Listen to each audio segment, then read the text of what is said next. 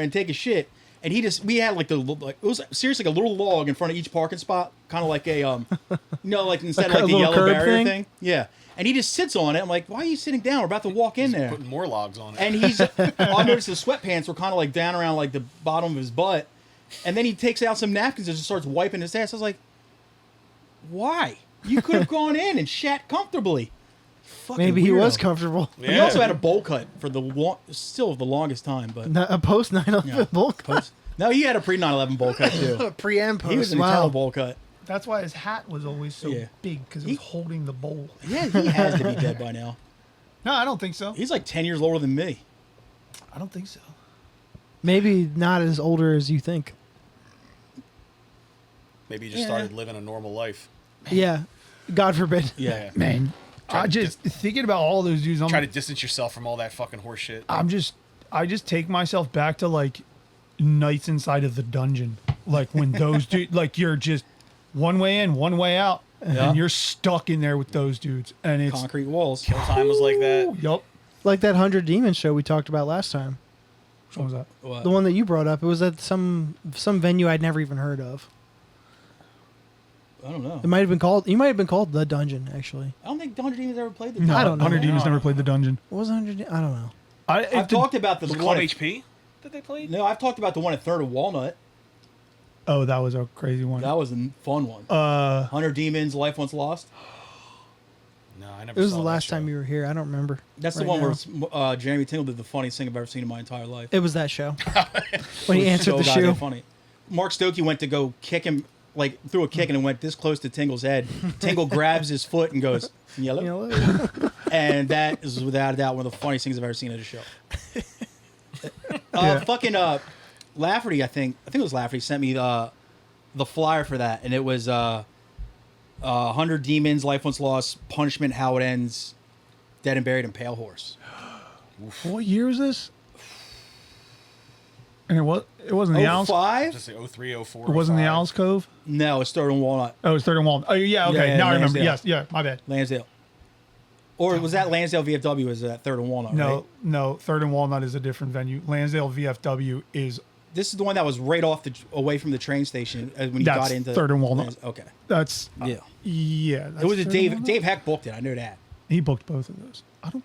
And it was before that one dude from Pale Horse died. Okay, it was Third and Walnut then. No, I'm pretty everybody was sure. boys with you. Dave. I got my fucking tooth chipped at that one. That was actually Vince Seivert's first show with Dead and Buried. Was that show? The drummer Vince. Yeah, it's a great first show for him. John Yeah, no Bose's kidding. first show was at the United Church of Christ in Newark with a bunch of buster ass bands. So I felt bad for that one. You can't win them all. Showing up wearing a velour tracksuit. That rules. What color was it again? Was it blue? It was like a purple I velvet. think the purple Yeah. one. Okay. Yeah. With mustard stain. And he had one of Not- those. He had more than one. He had one of those spinner medallions, like it looks like rims, but it's like it spins and Hell shit. yeah. That's so fucking funny. His spree wells around his neck. To get him to come to practice, Kevin had to bribe him with sandwiches, and he would get to practice, have his drum set up, and be eating the sandwich on his snare while playing the songs. That is so hard. Yeah. That rules. He'd be driving down the highway with a sandwich in his hand and then his laptop on his lap leaned up against the steering wheel, and that sandwich, the hand that had the sandwich would be driving while he was like typing on him. I have a fucking picture of it.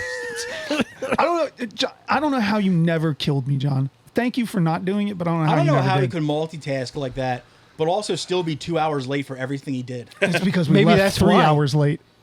Everything. That's so technically why. he cut time off. By us being there 2 hours late, he technically cut time because we left 3 or 4 hours after we were supposed to. It fucking drives me nuts. It's why I've tried to get him to come through the podcast, but he's always like, we should do it at my shop. I'm like, no. Yep. Nope. I'm not getting there. And then waiting 2 hours for you to come out of your office. Because He's got a huge conference room to do Yeah. it, and it's nice and bright in there. Because we used to do Dead and Buried practice there, and we were doing those benefits. Oh yeah. And we would all get there, set up, start playing and shit. He wouldn't come out of his office for at least 2 hours. Practice for 45 Turn it minutes. off, send man. us home. Work-life balance, John. I wonder Jesus if Christ. I ain't doing that shit no more. wonder if that would be different than a band practice though. Like us going up there. No, not with John. No, bro, no. Maybe not with you. John doesn't give a fuck about anybody's time. Yeah. It's John's time. He does our not time. give a fuck. Yeah, it was never CDC time. It was actually John Bo's time. John's time. Yeah, well, John was always CDC. Like, no disrespect to the members, but Yep. he was the only constant. I remember yelling at him about you with CDC. I was like, this kid's putting in all the fucking work, and you're still dragging Brooke up from Georgia to record vocals on the songs? How pointless. Like, that's fucking dick. The guy who Shut up, never Brooke. wanted to play shows or do tours and shit at that time. I was like... And you were like his first steady, It was. like, fill-in singer. It was. We had, like, a couple guys before that who would, like, do 2 shows here, 1 show there, and just whoever he could pull out of fucking Percy Yeah. that day. John has a list of all of the shows we've played, and it's broken down so in depth. Like, I wish I kept records like that. even to the lineups that we played the shows with, like who played what instrument, and then there's another section that's broken down that's each member that's ever played and how many shows they've played, and it's John, me, and no one is touching. Like, Yeah, not even Brendan. probably. Brendan, yeah, Brendan couldn't either, and it's John, me, Brendan. Like, Yeah.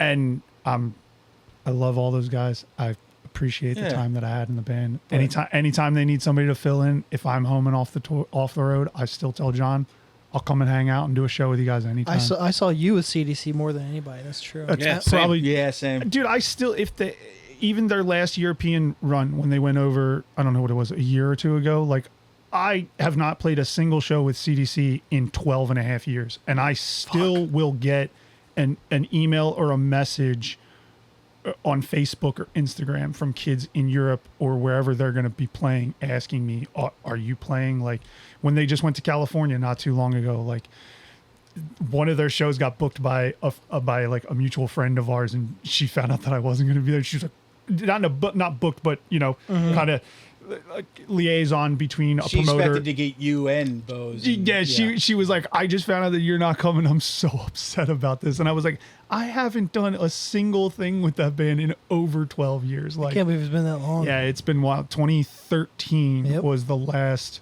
when we went to Europe in 2013, we got back from that. And then Aaron Hurd came in for a little bit. And then, I saw a couple Aaron shows. I Yeah. remember the first trip that CDC took was around because John was in Dead and Buried, and we were supposed to play Chicago Fest, the Arlington Heist one, and I wasn't able to do it. I think maybe like 2 weeks before we were supposed to do it. And John just messaged me. He's like, "Do you mind if I message the promoter and see if I can get my CDC on that show?" I was like, "Go for it. Here's his name and contact and everything. Go nuts." And then I think he booked like a whole thing around it to go do it. is this the infamous shit his pants while moshing story? Is that Or I don't know the about this. or the Magris stepping over the girl that he kicked and knocked out? No, that was different because I was actually there Okay. because I went with Punishment when They Magris both was in the happened in band. Chicago. Because I went with them when Magris was playing guitar for Punishment. Okay. Yeah. Okay. I know that they're both Chicago stories. I just Yeah. didn't know if they were the same Chicago show. Fest. That that fest fest was used to be fun. insane. Yes. Yeah. Some great lineups on it too. Mm-hmm. I remember the first time I went with Punishment, I came back and they told me back to Philly, but I had to get a ride from Philly to Delaware, and I got Sean from Spook City to take me home, and I hadn't showered in like 3 days because we didn't stop anywhere to sleep Yeah. or anything like that, or even anywhere I could shower, and that I smelled so bad that he had to leave his car windows down in his car for I think almost a full week to air out my stench. It was It's an accomplishment. It Yeah, was that's- really that's- gross. It's quite a milestone. Yep. We added mad hours to our trip because we brought Gravity with us, and well, you normally bring Gravity with you. You brought all the gravity, didn't you? There you go. But so on the way back home, me and Gravity were the only people still awake. Everybody else was asleep in the back, and we just lost track of where we're going, and he wasn't really paying attention. We ended up in Wisconsin. I think I we hate were when that maybe happens. Opposite Yes. direction. Yes.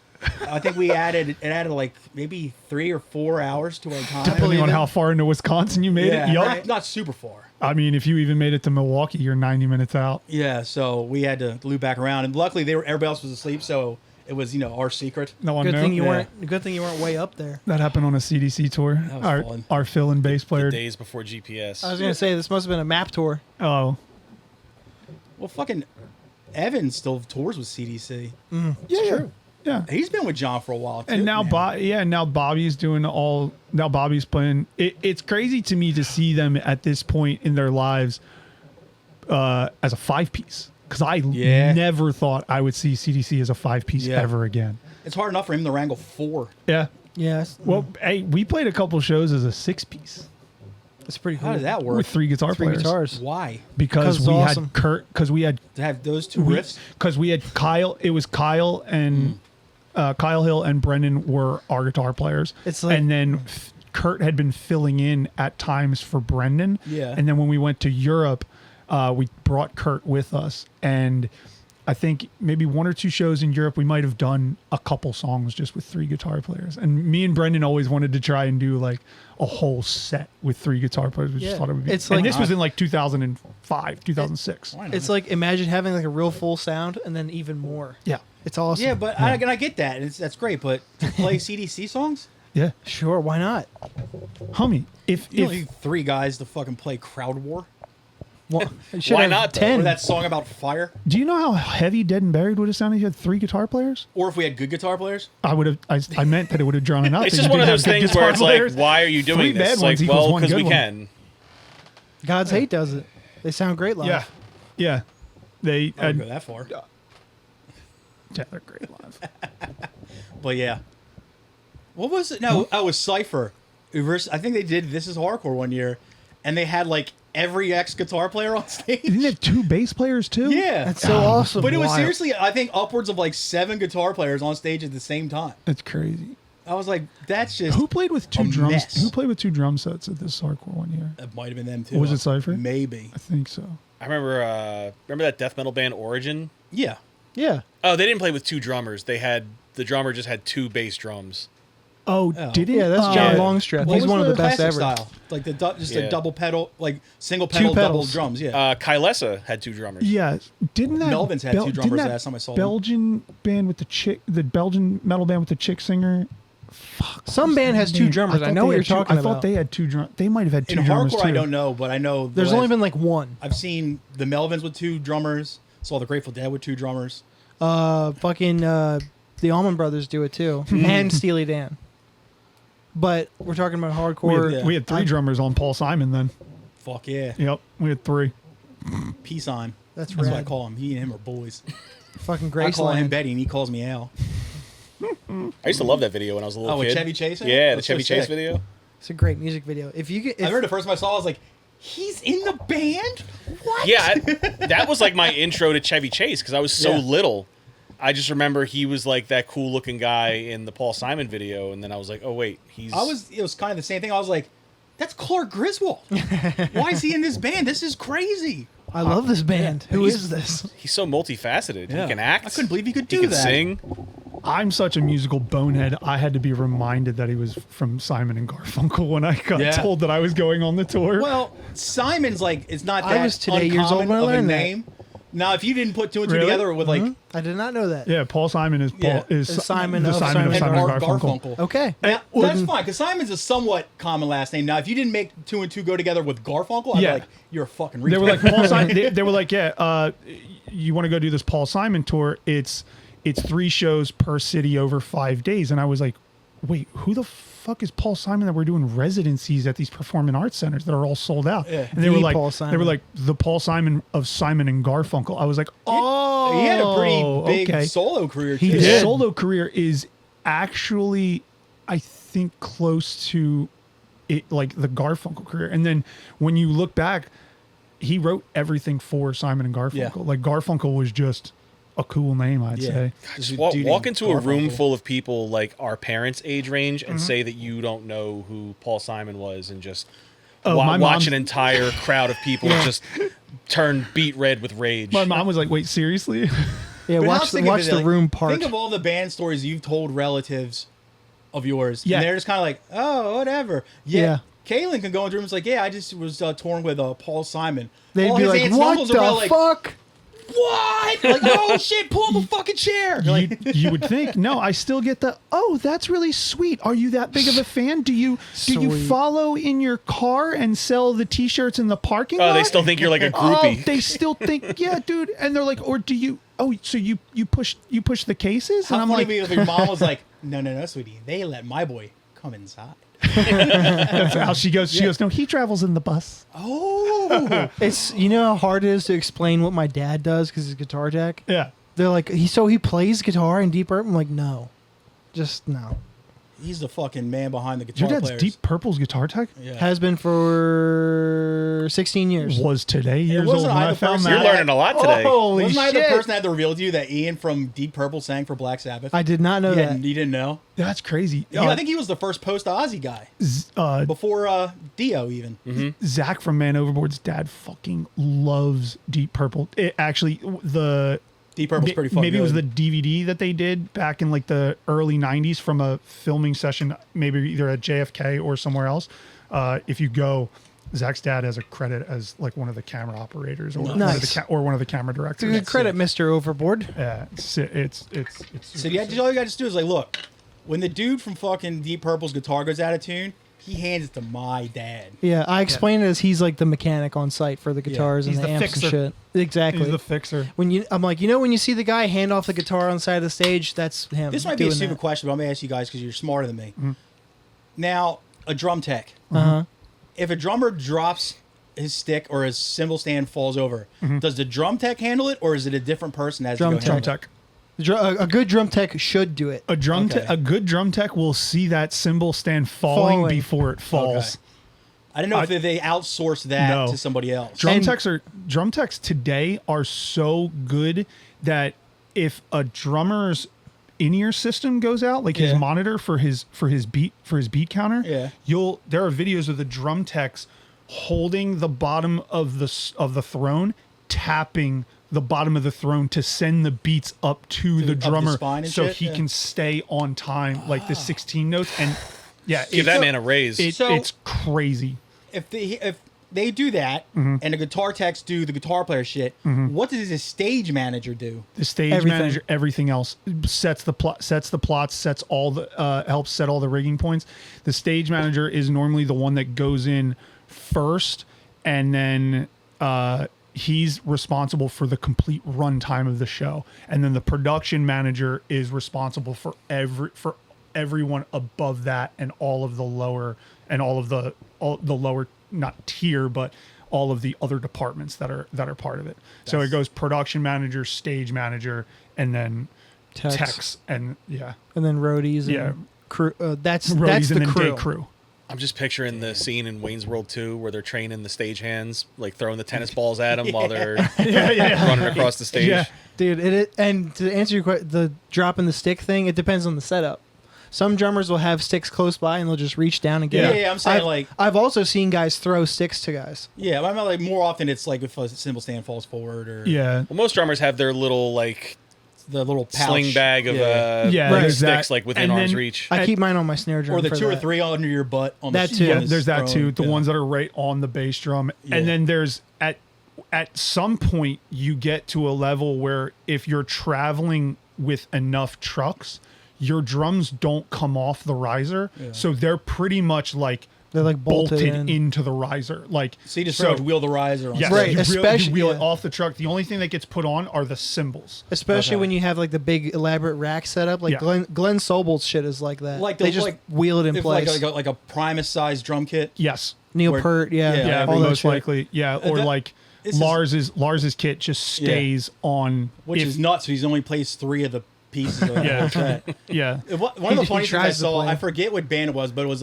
a bigger metal. I think it might have been the In Flames Earth Crisis tour. Oh, I'll talk to you about That's it. It cool. might have been that, That show. but it was definitely a show where a bigger metal band, like I'd go to that show along the now. lines of In Flames, Yeah. played with like a bigger hardcore band at the same show. In Flames played But- with Gate Creeper like a year ago at the Okay, Queen. that's great. But hold on, let me finish this real quick before you sorry. get into Earth Crisis's story. But You know those like things that they put on like a guitar player's like mic stand where you put all your the picks picks? in Yeah, it. the pick holder. Somebody just like gets up on stage to go like dive or whatever that goes up past the mic stand and just goes. I fucking lost my shit. I thought you were gonna say they just ran up and stole one pick and No. jumped off. They put it like their finger like down the thing and it's like. That's fucked up. I was fucking dying. Oh, I that's forget. great. It was one of those bigger metal bands, and I want to say it was a European band too. Yeah, probably. Maybe like something like In Flames or The Haunted or something like that. But they just went up and Haunted. I was like, "Fuck, that's such a funny and dick move." But it's something so small. But it's like, God damn it. So That is rascal behavior. It was funny. Classic. In Flames' most recent drummer, speaking of drum techs and drummers, In Flames' most Don't they recent always drummer. like kind of graduate? So, piggybacking off that, yeah. Of Mice and Men's drum tech was my guy Tanner, and Yeah. he was with us for like 2 years. And Of Mice had a tour that was getting shit canned. Like we had maybe 3.5 weeks notice. Yeah. He knows that In Flames is going out, and they had been friends or whatever. Yeah, So yeah. he texts the drummer of In Flames, and he's like, "Hey, I know you guys are going out. Just checking to see like, are you still rocking with the same drum tech, or what's going on? Like, what's your deal these days?" And he was like, "Actually, it's funny you should mention that. So we do have that tour coming up, but this year I have taken a drastic step back from performing and just handling like managerial duties of In Flames and like the writing credits and everything. So I'm going to have to find a replacement drummer." Yeah. And I've been tasked with finding the replacement, and you're one of the names that came up. So the song that you have to nail, the part that you have to nail. Get your I'm ass pretty to sure you Sweden. can do it. Get us these clips by this date, and we'll talk, we'll figure out.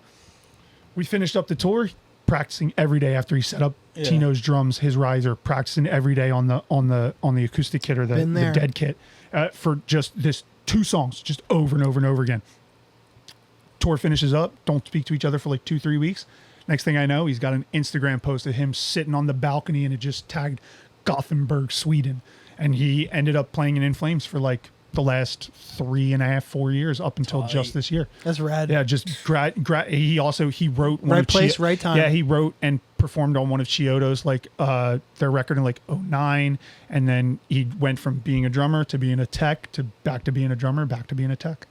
I think that because I used to always that was a really big thing with like the bigger like arena rock bands. They're like, oh, are they gonna get this guy? Or are they gonna get this guy to do the band? Are they gonna get this guy to do it? And Yeah. like guitar players, drummers, whoever, like then they always just end up recruiting like their tech and just kind of Yeah. graduated. Yeah. Welcome to the big show. It- You know? it's- Especially- if Josh Freeze isn't available, yeah. Or Brooks Wackerman. Dude, this whole Josh Freeze thing, as a drummer, you've got to admit, this whole Josh Freeze thing is crazy. What? And now, so he gets kicked out of Foo Fighters, and then goes. I didn't know he was in Foo Fighters. That's pretty cool. Yeah, Yeah, I think he replaced that he dead replaced guy. Taylor Hawkins for the last like year and a half. So Makes he sense. gets let go from Foo Fighters. And they don't like tell him like something like that. Yeah, they did it through an email or something like that. They were Oh, just I didn't hear like, this. They were That's just like, ass. hey, man, we're going to go in a different direction. Everybody thought that they were going to go with Hawkins Kid because Yeah. Hawkins Kid is now out of high school. No. Foo Fighters hires 9 Inch Nails drummer who has been with 9 Inch He Nails was for the also last Josh 10 Freese. years. Who has also been with 9 Inch Nails for 10 years, is with them, inducted into the Hall of Fame. He goes, hey guys, I'm going to go take this job with Foo Fighters and go do this Foo Fighters run. 9 Inch Nails is like, all right, cool, go ahead. Hey, Josh, you want to come play with us? Come back to 9 Inch Nails. So Josh played in 9 Inch Nails Forever. a decade ago, forever, Yeah. 10 years, and then leaves. That's like his big credit. Yeah, and then and when this all happens, Josh Freeze is like, well, I'm out of a job. And then 9 Inch Nails drummer is like, well, I'm going. So 9 Inch Nails is like, we're without a drummer. So they call up Josh, and Josh comes back, and then Josh takes Taylor Hawkins' drum tech with him. Because Josh used Taylor Hawkins' drum tech after he came in. Yeah. Sometimes a tech will be so ingrained into the crew that like even that. if the member changes, the tech does not. That's what happened to my dad. Yeah. Steve had to step back a couple years ago because his wife fell really ill, and then she eventually passed. But the new guy that they've had for a couple years, they kept my dad. Yeah. because he's he ingratiated. and he meshes like he's so responsible for the gears of the rest of the show with the Yep. rest of the I band. first heard about Josh Freese. He played, I forget what punk band it was. maybe He's the played in Vandals. so many bands. Yeah, he's dude. played Maybe the He's a Vandals, maybe monster. Pennywise, like, but one of the bigger of like that era of punk rock bands. And then all of a sudden, like he was like, I think he was like Guns N' Roses drummer at one point. He was just all through these bands. I was like, that's like I thought like, oh, he sold out. He went from punk rock to this, blah, blah, because I was really young when this happened.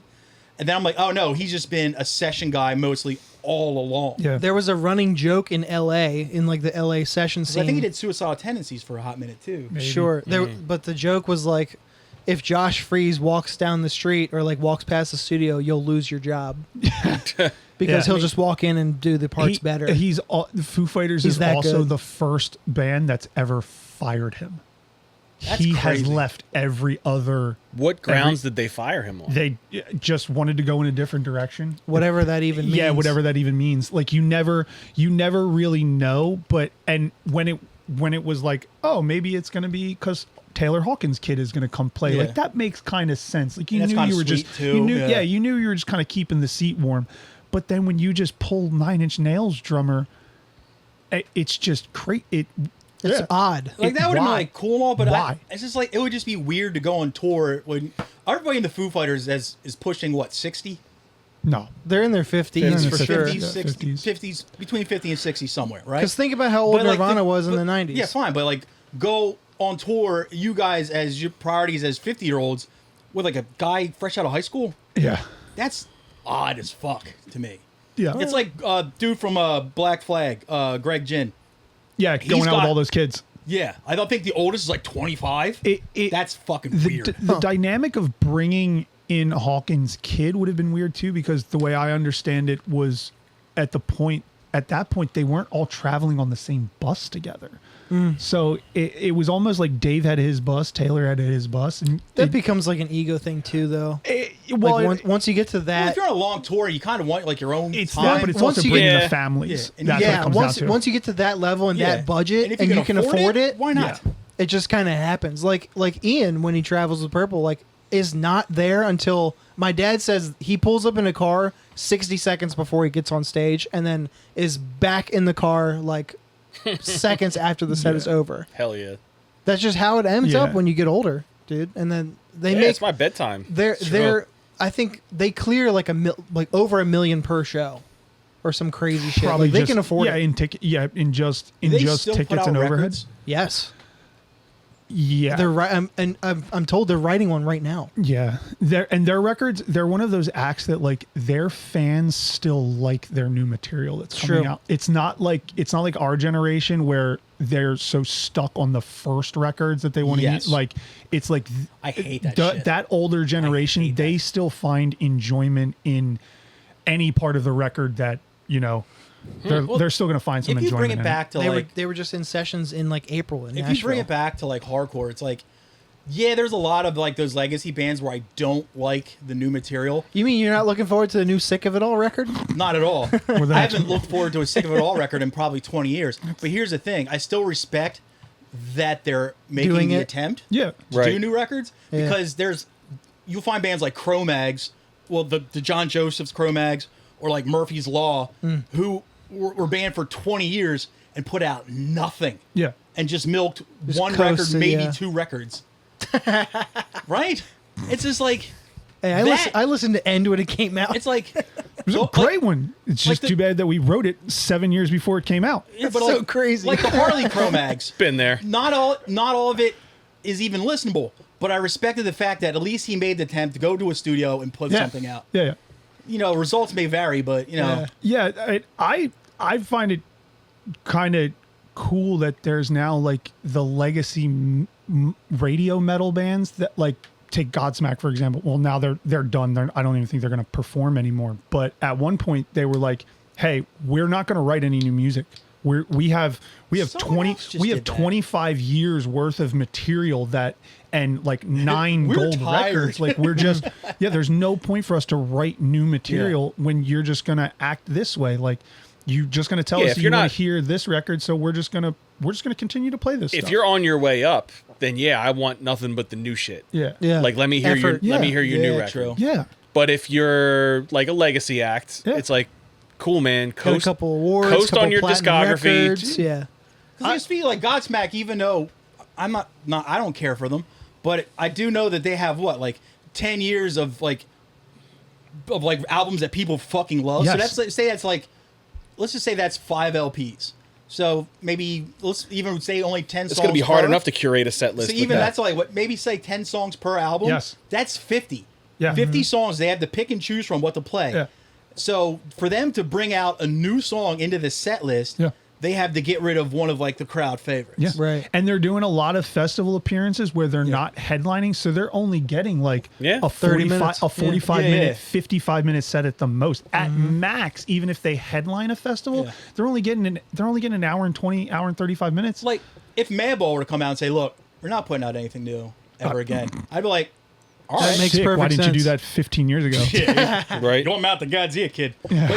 But like I respect that, but I also do respect that when some bands are like, "No, we still are writing together and want to do something." It's like, "Okay, cool, but just don't get mad at us." Yeah.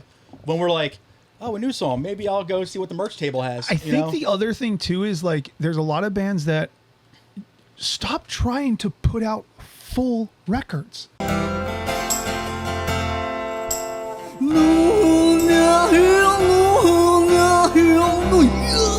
Tom, do you like records? I love records. Who doesn't love records? Who doesn't love music of some sort? Holes. That's true. And if you find yourself in Salem, Ohio, check out State Street Records, proud sponsor of the Irrelevant and Illiterate podcast. Go see my buddy Josh Buck. Shop hours are all over his website at statestreetrecords.com. That's at 429 East State Street, Salem, Ohio. That's 429 East State Street, Salem, Ohio. Tell him Irrelevant and Illiterate sent you. Check out his huge collection of records, CDs, tapes, all genres, everything you can think of is there. He's open Sundays, and there's nothing else to do in Salem, Ohio. So go check out State Street Records. Tell him Dennis and Tom from Irrelevant and Illiterate sent you, and thank you very much.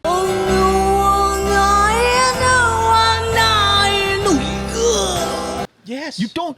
No offense, because I know you guys are about to release a new record, but you guys, how many EPs did you do between the last one? Yes. Two. Perfect example. Yeah. Exactly. There you go.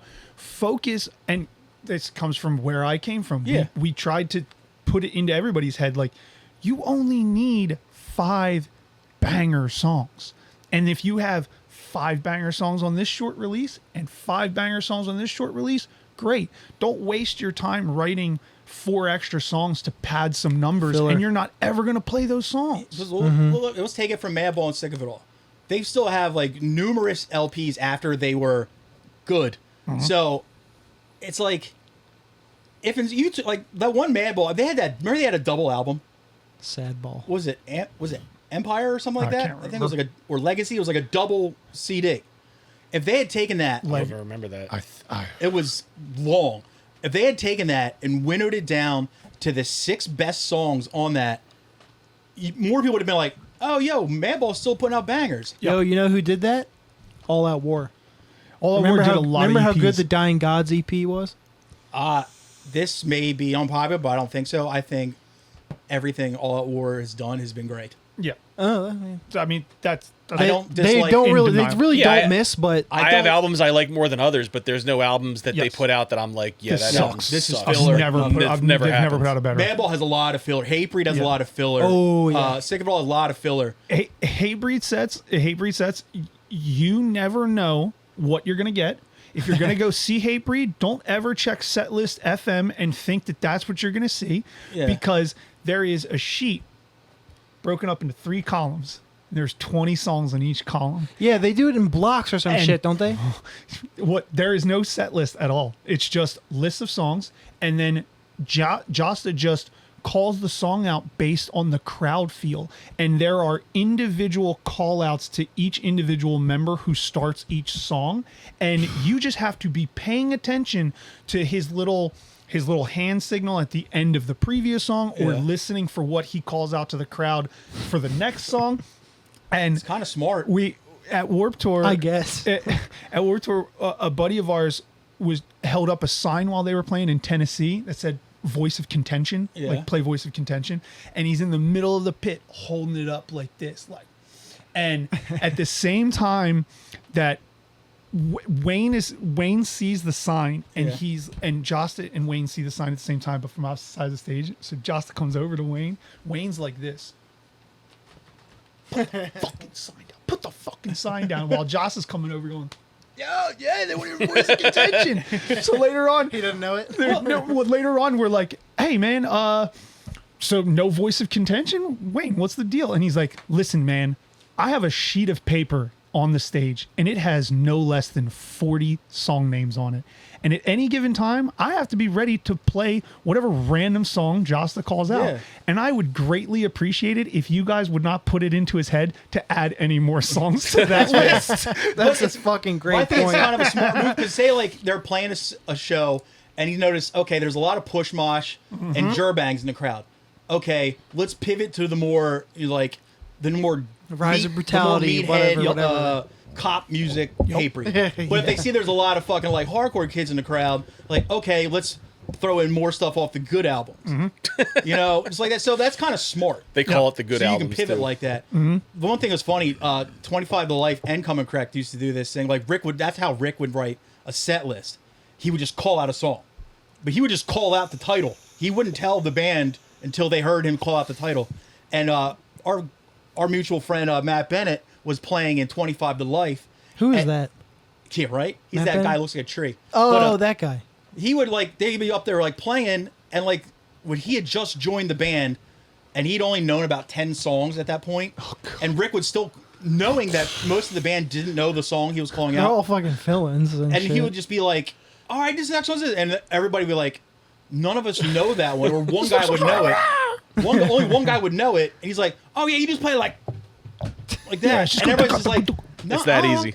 no. So those delusional guys do think Yeah. it's that Yes. easy. Oh But, yeah, uh, yeah. And he's that guy. I've sure. made it. I've made it my life's work to never be that front man. But the who back- like doesn't appreciate the musicians in his band. But back to Rick, like another friend, like a whole lineup of Delaware dudes was in Coming Correct for a long time. Yeah. And he's like, yeah, we be on stage, like we had just put out an album, you know, that we'd all written, and we're playing a bunch of old Coming Correct songs, and he'd be on there like, hey, yo, this song is Short Fuse, and like they would all be like, we're not 25 to Life, we're Coming Correct. He's like, yeah, but play Short Fuse. And they're like, we don't know Short Fuse. All right, cool. Play Inside Knowledge. Like, same problem as last thing you said, but now it's like, What about friendship, loyalty, commitment? yeah. Like he would just call out shit, or like he would call out covers that none of them had learned.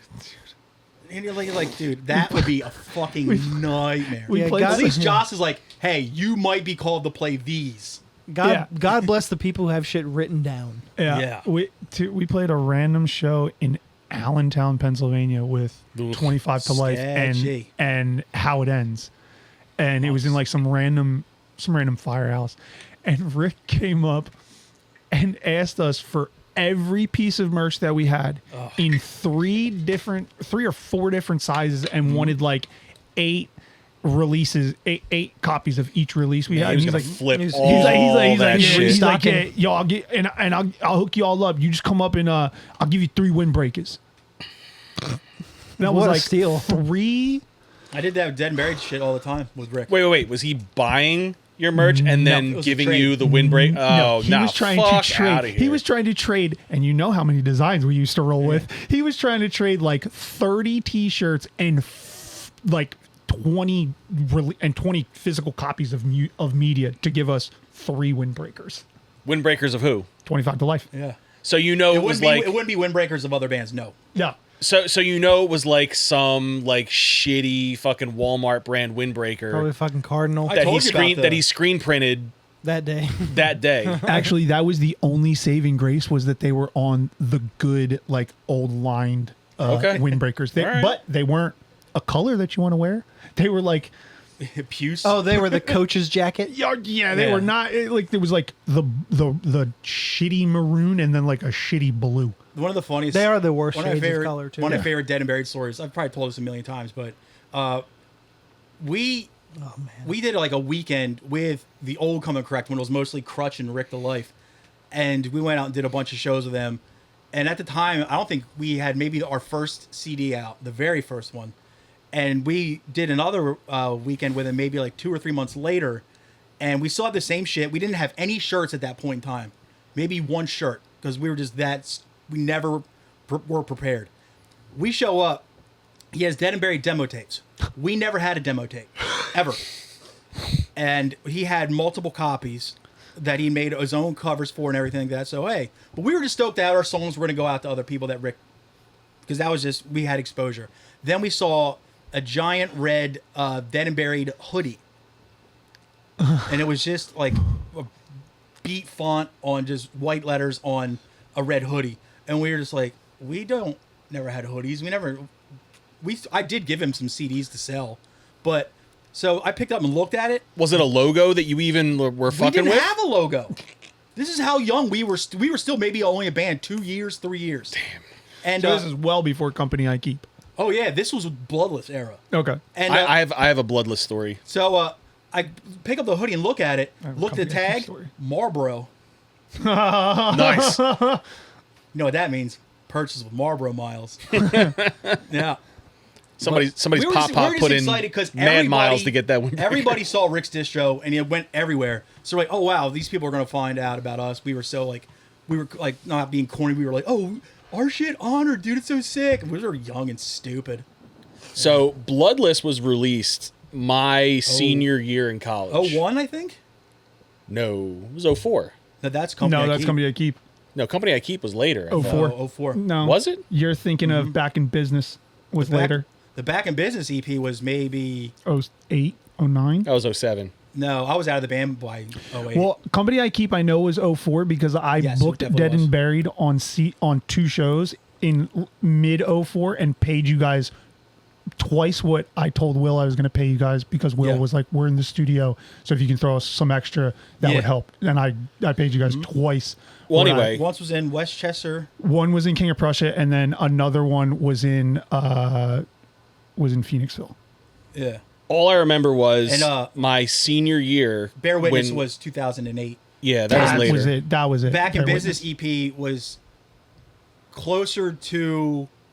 It was in the middle, but it was closer to 08. Like it was not. Okay. It was maybe a year before Bear Witness, and I was out the day I finished vocals for. I still Bear think Witness. the intro to Long Shot is one of the heaviest things that the state of Yeah, Delaware there's some has young ever band- has ever.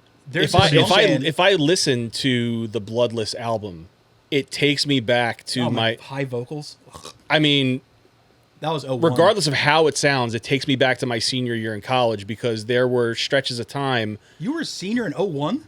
No, I was a senior in 04. Bloodless was long out by then. Well, all I remembered was that was the album that was the CD I had in my fucking Discman. That's how long ago this fucking shit was. Because there were like stretches, like almost like weeks at a time where you would camp out on like the senior floor in the Terra building at UArts. Rest in peace, I UArts. would? No, we Oh. would, seniors, because we would be like it was like the equivalent to like cramming for finals. Like you were getting all of your work done on the illustration floor, and you would basically like pack an overnight bag.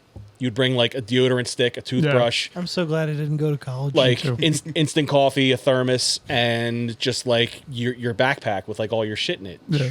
And you would just like put your head down and just get all your fucking work done you know, yeah. in the actual like senior illustration building. Yeah.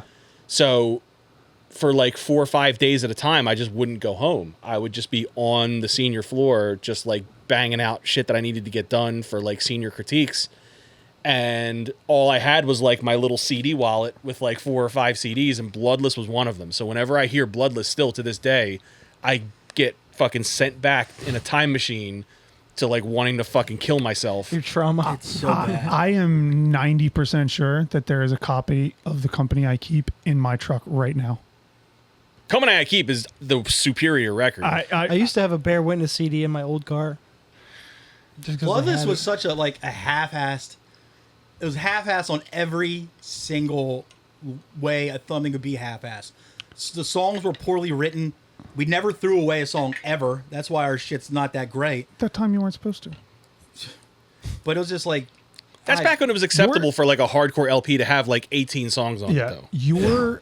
Your Company was I liked better. the Company record release show at the Dungeon was literally one of the most scared I have ever been in my entire life at a show. Who was Is on that the place with the long hallway and the one way in and one way in, out? I think one that way was, out. I think that was All the concrete story you told. Yeah, Uh, that's all the one. concrete building. It was And you that- guys, Repercussion, you guys, Strike Back. Repercussion, Strike Back, Sad State of Affairs. Yep.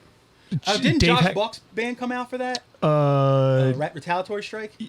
I think maybe they were supposed to. I can't remember. I don't remember them I playing remember Did Bad Blood do it? Dave Heck. No. no, You weren't That was around yet? before. it That was before Dave we Heck. were a band. Oh, yeah. Dave Heck tore his pants moshing. Nice.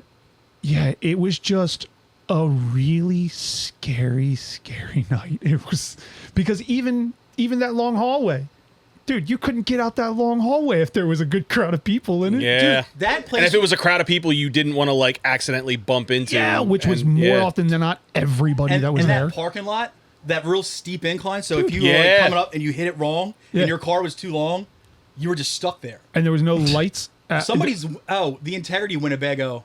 Got stuck. stuck. Yeah. That was one of the best shows I have ever played in my entire life. Integrity on the To Die For tour. Yeah. And the support I love that record, was, too. It was it was us. It was Integrity, Out to Win, Dead and Buried, and I want to say Strike Back. No, And it wasn't Punishment. no, it was No. only the 4 bands. No, that's what I'm saying. It was Strike. It wasn't Punishment. It was Strike No, Back. I'm pretty sure it was Strike Back. Okay. I want to say even fucking Stokey might have been the one to put it all together. He might have pulled that one off somehow. But Strike Back had a decent fucking set, and like they did well. We fucking killed. Out to Win, fucking killed. And then 90% of the show left before Integrity played. Ooh. Motto. Which sucks because they were so fucking tight. They had Chubby Fresh was actually on drums at that time. He could just come back, and then I think he ended up getting kicked out like a couple months. That's the later. thing. Like every time that dude comes back into the fold, he makes it through. Yeah. At best, like a record and like the front end of a tour, Well, and then all the then rest they of the band's like- beef again, and he's out. And then the rest of the man's like, oh yeah, that's why we kicked him out. Yeah, that like one rightfully so. They remember, like, oh, yeah. he's still the same guy. Like, sucks. Doesn't Dwid have the dude from that Philly band you guys played with playing guitar for them now? He has their bassist is the guy from Devil Master. The guitar player is John? the guy from. No, a band we played Francis. Yeah. He plays good. He plays guitar in Devil Master. And he with, like a plays Philly bass metal for- band. Yeah, they're not a metal band. They're like they played the. You guys didn't play that show, but they did play the Walmart Beach show with Action News. I can't remember the name of that fucking. He does have band. a couple because Francis, the dude who plays guitar in Devil Master. The bass player in Devil Master is in Scarab. That's John. Yeah. So there's that connection. But I know, like, when Dom quit, they replaced him with, I think, with a guy from the Philly area. And it might have been one of Francis's friends. They had the dude from Visceral Discourse for a minute. The Mystic Wizard. No, Savage It's the guitar- Mystic. Savage Mystic. Mystic. That's it. Yeah. Not Mystic Wizard. That's I a think, way different band. Yeah, the I guitar think player is Mahesh, Savage. I think Mahesh replaced the guy that left Okay. to do Integrity. Okay. So, That's yeah. I Yes. saw a video and I was like, ain't that the dude from that band? Yeah, I know they're friends with Savage Devil Master, Mystic- so that Frank, Savage Mystic band so is Francis sick. probably set it up. So yeah, Dwid's always. Dwid, I wonder who's had more ex-members. Come and Correct, Integrity. I don't know who would else be. even I would close say to that. nowadays coming correct. If you look at like seriously, go to the Metal Archives. Go, the Encyclopedia Metallica, whatever it's called, that website, Uh-huh. and go to Integrity, and it's like 4 pages of just guitar players. Integrity, Marauder. You throw all these bands together with Marauder, insane yes, amounts but of it does lineups. not even come close to what Integrity has. The funny thing is do you ever see, the band Filter? Yeah. The dude that played bass for them, he's in the video for that Take My Picture song, Yeah. was in Integrity. Yes. And the singer of Filter is Trent Reznor's, or is not Trent. He's it's T1000's brother. He's Yes. T1000's brother, T1000's brother. The guitar player from Filter was in Nine Inch Nails, I think as a touring member for a long time. He's the dude that plays in the Woodstock video, I think. Yeah. I think it's that guitar player. But yeah, like hardcore-wise, I think Integrity might be the one. That's that had has the most lineups. Most lineups. Yeah, but Shai music, Hulud. Oh, good call. that dude cannot hold a. Good call. Kind of because he's an obnoxious fuck, but it's like Call. no wonder he can't hold Well, anybody. we talked about that when Kraus was on the show. Like, Yeah. if you go to like their wiki and you Yeah. click on their members, it has to like load a separate page. There is a separate former Like, because members of Shiloh. it can't just cascade to like a handful of names. Like, it has to open up we a separate played with fucking. them at Ortlieb's. Iron Price did, and we got there, and 3 of the people in Shai Hulud were learning the songs in the parking lot. I believe that. It was course. Pat Henry, yeah. Jay Pepito. Which Pat Henry is one of the few people that can learn any song Oh, or set yeah, list absolutely. in a parking lot 15 minutes before. And Jay Pepito was going over lyrics in the fucking parking lot, and I think the kid they had playing drums was like pretty much tapping it out and listening along too. And it was just Matt Fox and the other guitar player had like, and I think even Matt Fox was teaching that guitar player songs on stage. before Even they trying to played. teach yourself the lyrics, do you have the stamina to do it They're then? long. Yeah, wait, you haven't practiced any of these songs, There's so no, do you know have how, the like, stamina to get through sometimes this? to pad out like a hardcore song, a guy will repeat verses. Yeah, there's no repeats No, in not those them. 4.5 minute Those songs. things are fucking. No And there's repeats, song- no yeah. breaths. They're like nothing. biblical epics, dude. They're fucking nuts. Fucking crazy. stanzas and shit. I wanna know it's how like, many who ti- fucking wrote this. I want to know James how many Michener? times they had to get plugged in the studio Oh, because there's God. no way he did that. He did those in like takes. like teleprompters is Oh my scrolling through it. God. Yeah, it's tiring. And that one fucking dude they had for a long time, the foreigner. I forget where he's from, but it was one of the Nordic countries, maybe. He's the one that's Gear? doing their new tour, their next tour, I think. Gear, whatever. Gert, yeah, He learned English, I think, by learning Shai Hulud songs. something like that. Dude, that's a fucking baptism of fire if I ever fucking heard it. I think he's the one that's doing It's their like tour that coming up. dude from okay. Poison the I think Well. The dude who was in it for most of the time that they were a popular band. His English was like barely a second language to him. He was just a Spanish speaker. He had to learn some English words just by learning the lyrics written for him in Poison the Well. I'm like, Poison the Well wasn't as wordy as Shai Hulud. So that gear dude, I'm like, yo, you're the Yeah, fucking props to man. you, Oh, man. crazy. I He didn't couldn't learn imagine. like, where's the bathroom, food, hotel, and he couldn't like be like, like for food he'd be like, like that, or like where's the bathroom is like that. He had to learn fucking Shai Hulud song. How do I sing about the worm from fucking Dune? Damn, and I thought it was crazy that wrestler Kevin Owens learned English by watching WWE. That's even crazier. Yeah. man. The Shai Hulud one is even crazier. Yeah, it's like even the band's name itself is just like a fucking chore to say. It's like, God damn it. But Matt Fox is annoying as fuck. And that weird tick he has when you talk to him, Didn't he's always like, Matt Canning played it for Yeah, Shai he Hulud did. for like a decade. Yeah. Long time. He's probably one of their longest tenured members. He's another guy what's who his could. name? He's another guy who could be like a tech or a session guy. Yes. Yeah. the I- other guy from Philly played in that band, I think, for a while. The dude from This Day Forward and A Life Once Lost. Vadim? Yeah, Vadim. Yeah. He played in Poison Well for a bit. Oh, he did Poison Well, not Shai Hulud. You're right. You're right. He I'm played wrong. in Poison Well. I think. Yeah, you're right. You're right. Okay. I'm wrong. Okay. There's in our They're age, Florida, it crosses And so they're Florida much. and bad, so yeah, it just kind of crosses. Just about the lines anything I much. say, I want to be Yeah. like, I'm sorry. No, you're think- right. I think. You're sorry. right this time. This time. This time. Yeah, and then Poison the Well's guitar player, the one that writes everything, Ryan Primack, I think he was in Poison Well too, right? Yeah, that's what I'm saying. The dude from Poison the Well, he's from like my area, King of Prussia, Bridgeport area. No shit. I found out that he actually was Not a growing Florida up. Bowl?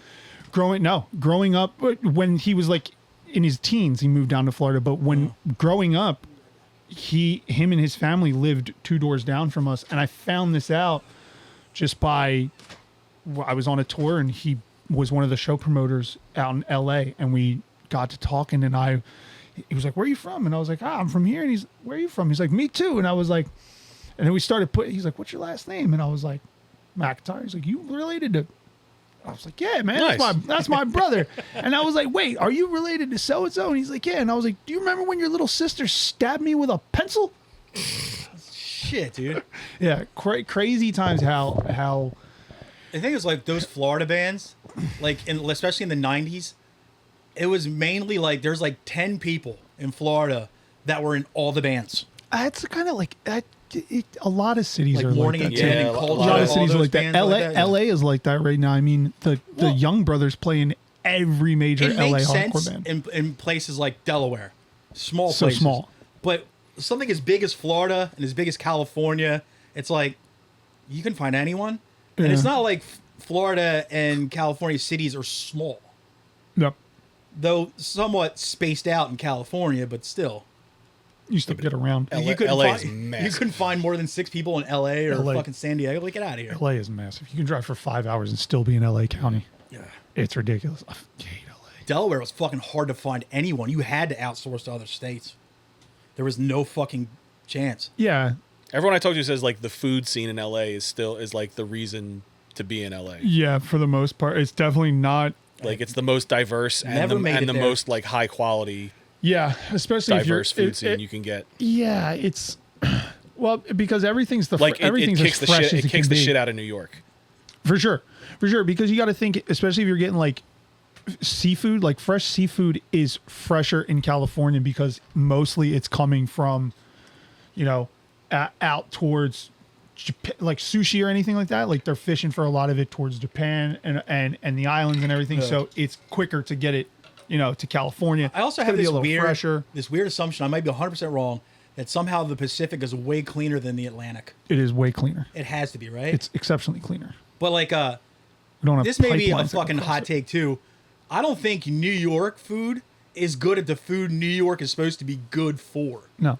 I don't think their pizza is that great. There's better pizza in Connecticut and New Jersey than Yep. there is in Yes. New York. Yep. The best pizza I've ever had, New Jersey.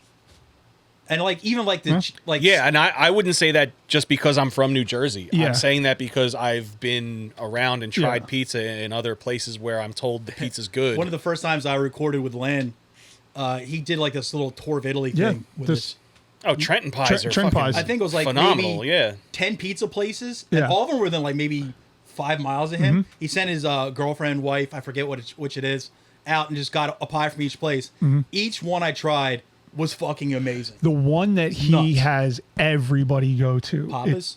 Is it Papa's? Is that Yeah. like the top of the list? Yes. That pie. We went there is- all the time. Dude, They that had that pie mustard is so pie, fucking, too. Yeah, yes, mustard the pie mustard is pie. shit. The Gross mustard on pie is so paper? fucking good. Sounds gross on paper, but Dude, pour some mustard up on your pizza. every time we would play New Jersey somewhere near there, we would go to Papa's, eat before the show, and then buy a pizza. Each of us would like get a pizza. Yeah. So Yeah, on for the way after- home, Yeah. you had road pizza. It was so awesome. Yeah, I would Papa's take ruled. I would take Papa's or like Don Pepe's in Connecticut over any Yeah. any New York pie. I think a lot of New York places phone it in because they just assume, oh, we're in New York. People are going to say we're great. Well, also I think Like you're lazy. Well, I I feel like think LA has a way bigger influx of Asian and Mexican immigrants than Yeah. New York does. Yeah. Just because you're closer to Mexico and Asia, obviously. Mm. But I've heard like even their local cuisine beats the shit out of any other like major city, yeah. like Philadelphia included. Yeah.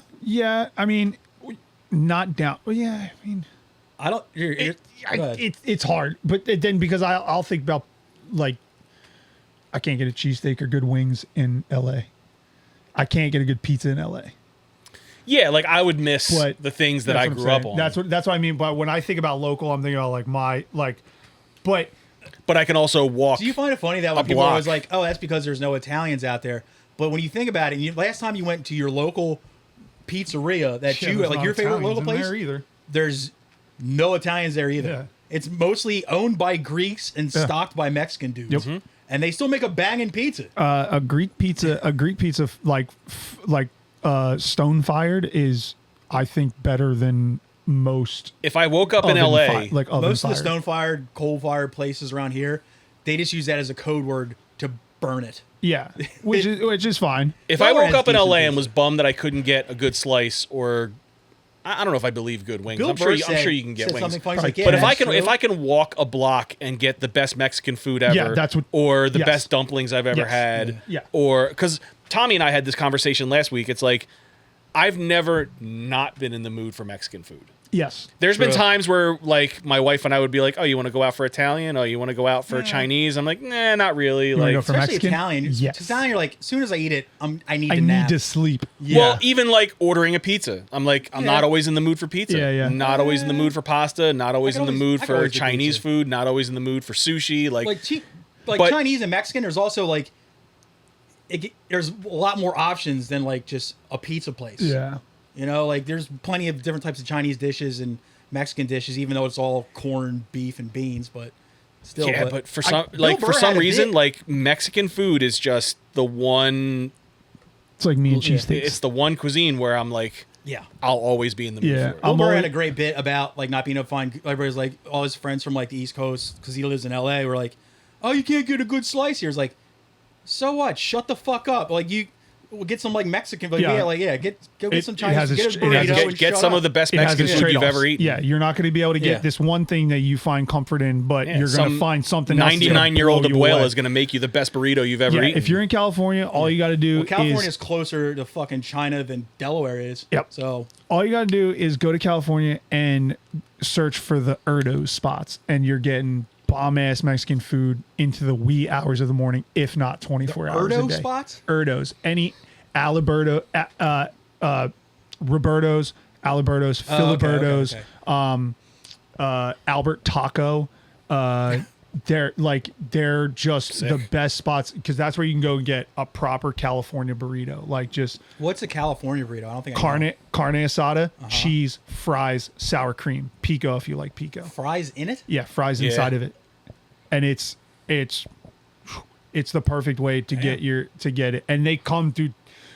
Unless you've got, I have learned now that like if I'm on, like say Mom and I are out there, we're just splitting one because they end up being so big that I can't even finish it in one They're sitting. like forearm sized. Oh yeah, they are for sure. Like they're big as fuck. And if you can't finish it, you ain't heating them fries up again that are inside of it. So Damn. good luck. It's the only downfall of French fries. Yeah, and They like don't reheat. I'm with you. Like I'm always in the mood for if I can't decide what I want, I can just say, all right, I want a burrito bowl from like because since I'm home, we don't have the best Mexican food, especially out where I'm at, like in the suburbs. Like, Unless like you venture that's what I'm saying. Like I have You to have out of like adequate. your comfort But, zone. You yes. do have adequate though. Yeah, but Yeah. we have an adequate Mexican spot in town. But once Very you've good. I tasted- got them to make me California burritos. It's not on their menu, but I went in there one day and I was like, showed them a picture and showed them like a recipe and everything, and I was because they don't speak a lick of fucking English in this spot, which is rad. It's great. That's how you know it's good. Yeah. And I was just like, hey, will you guys make this?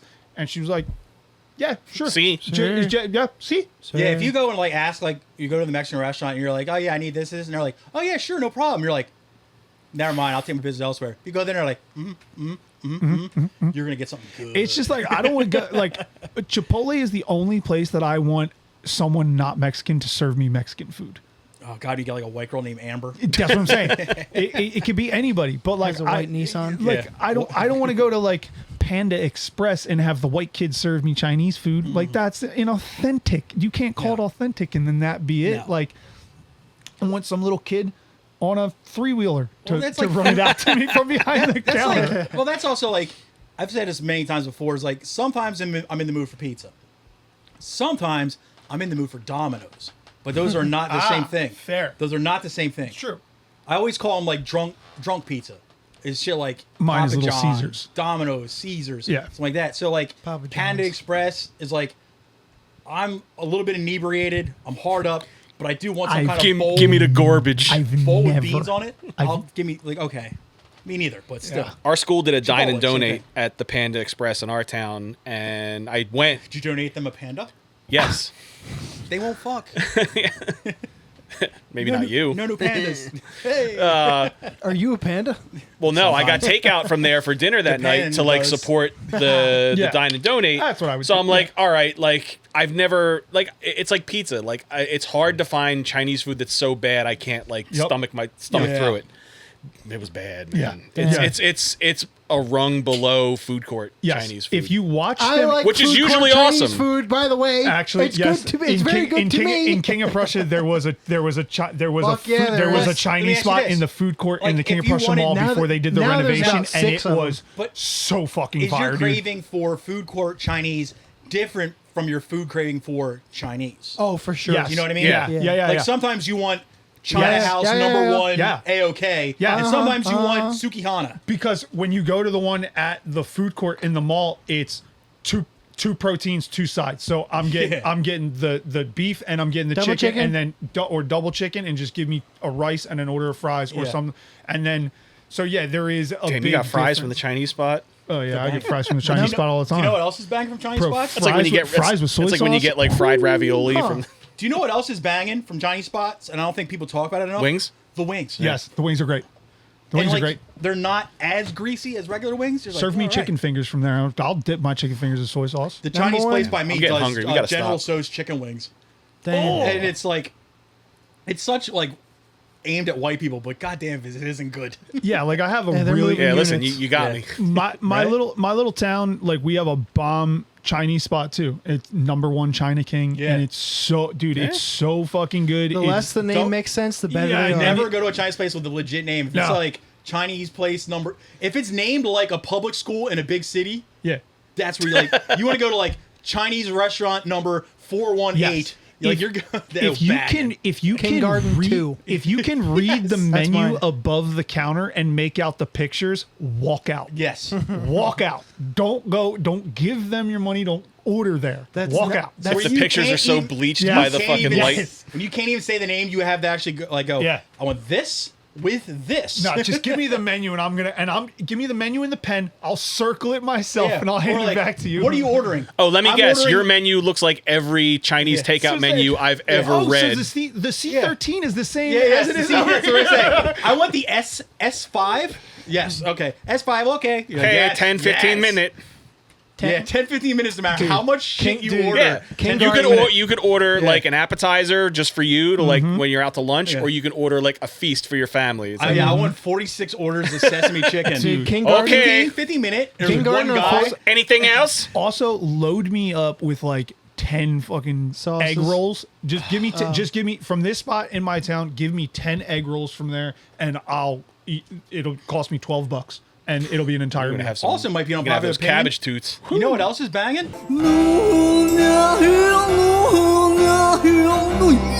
Tom, do you love sports? Me neither.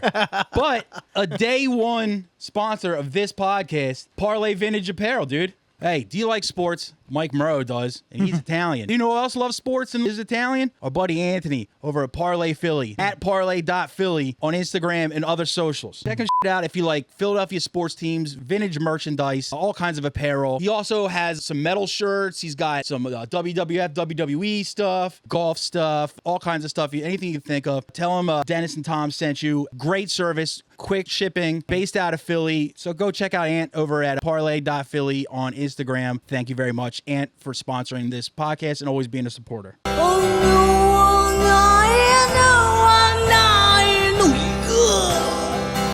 Fortune cookies. Yeah, Yeah, Little hint of orange. a little in them orange. sometimes. Yeah. yeah. Plus, I'm always trying to know what the universe has got in Yeah, store right. for Me me. brethren, I want to know what my lucky numbers are. Yeah. Should I play these this week?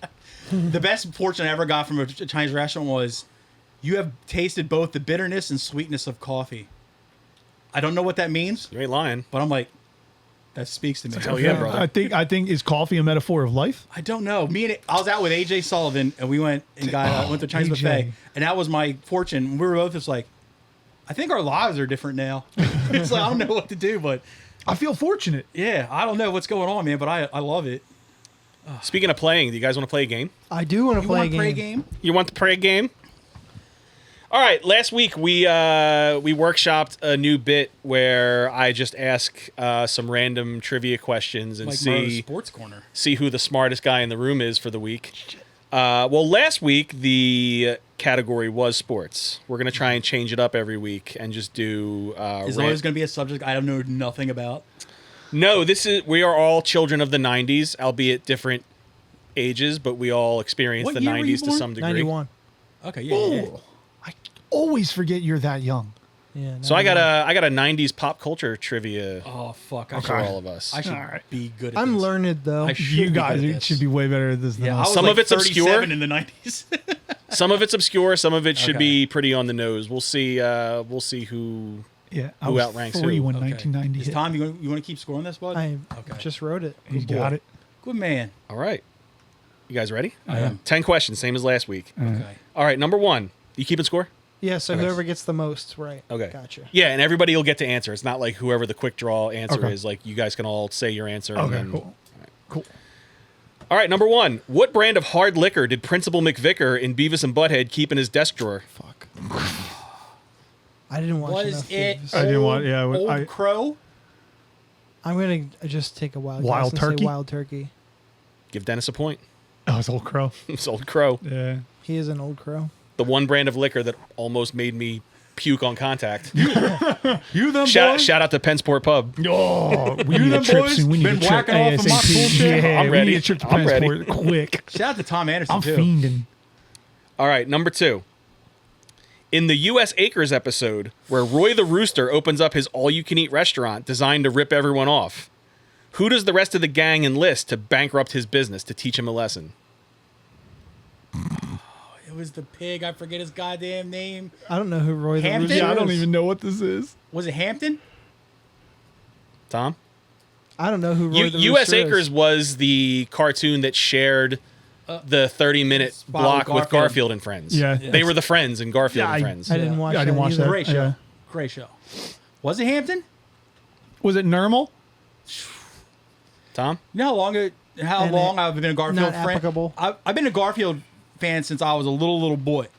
I found out Normal was male in 2015. Shut the fuck up. I found out Normal was male in 2025. I thought Normal was just like gender fluid, like Intended I male, thought but it might Normal be. was so young they couldn't sex it yet. And a girl did the voice, so I was Yeah. like, okay, it's a girl. But no, Girls did little boy voices forever. that was my Yeah. no Simpsons. Nancy Cartwright, yeah, man. Bart. the Tommy Rugrats. Yep. So maybe it was just I should. You All know, right, you said, Hampton. Hampton. I think Orson was the pig, though, right? Oh, you're right. I'll give it to you if it's Hampton Orson. was from Tiny Toons. Well, Yeah. you're wrong either way. It wasn't Okay. Orson. Fuck me. What'd you say? I Normal? said Normal. I said not applicable. It was 'cause I Garfield. didn't Oh know. shit! I was close. It was one of crossed over? it was one of the rare He said they're crossovers. friends, and actually that should have been the dead giveaway. It was a gonna be rare crossover where they got together and they got Garfield to show up and eat all of the food in his restaurant and put him out of business. See, if you ever ask this question again, include in the question that it's from Garfield and Friends, because then think you we had to ask what it was. Well, I explained it. that's right. You can ask for further That's what I'm explanation saying. for That's each what I'm question. Like I'll elaborate as long as it doesn't give any clues. yeah. All right.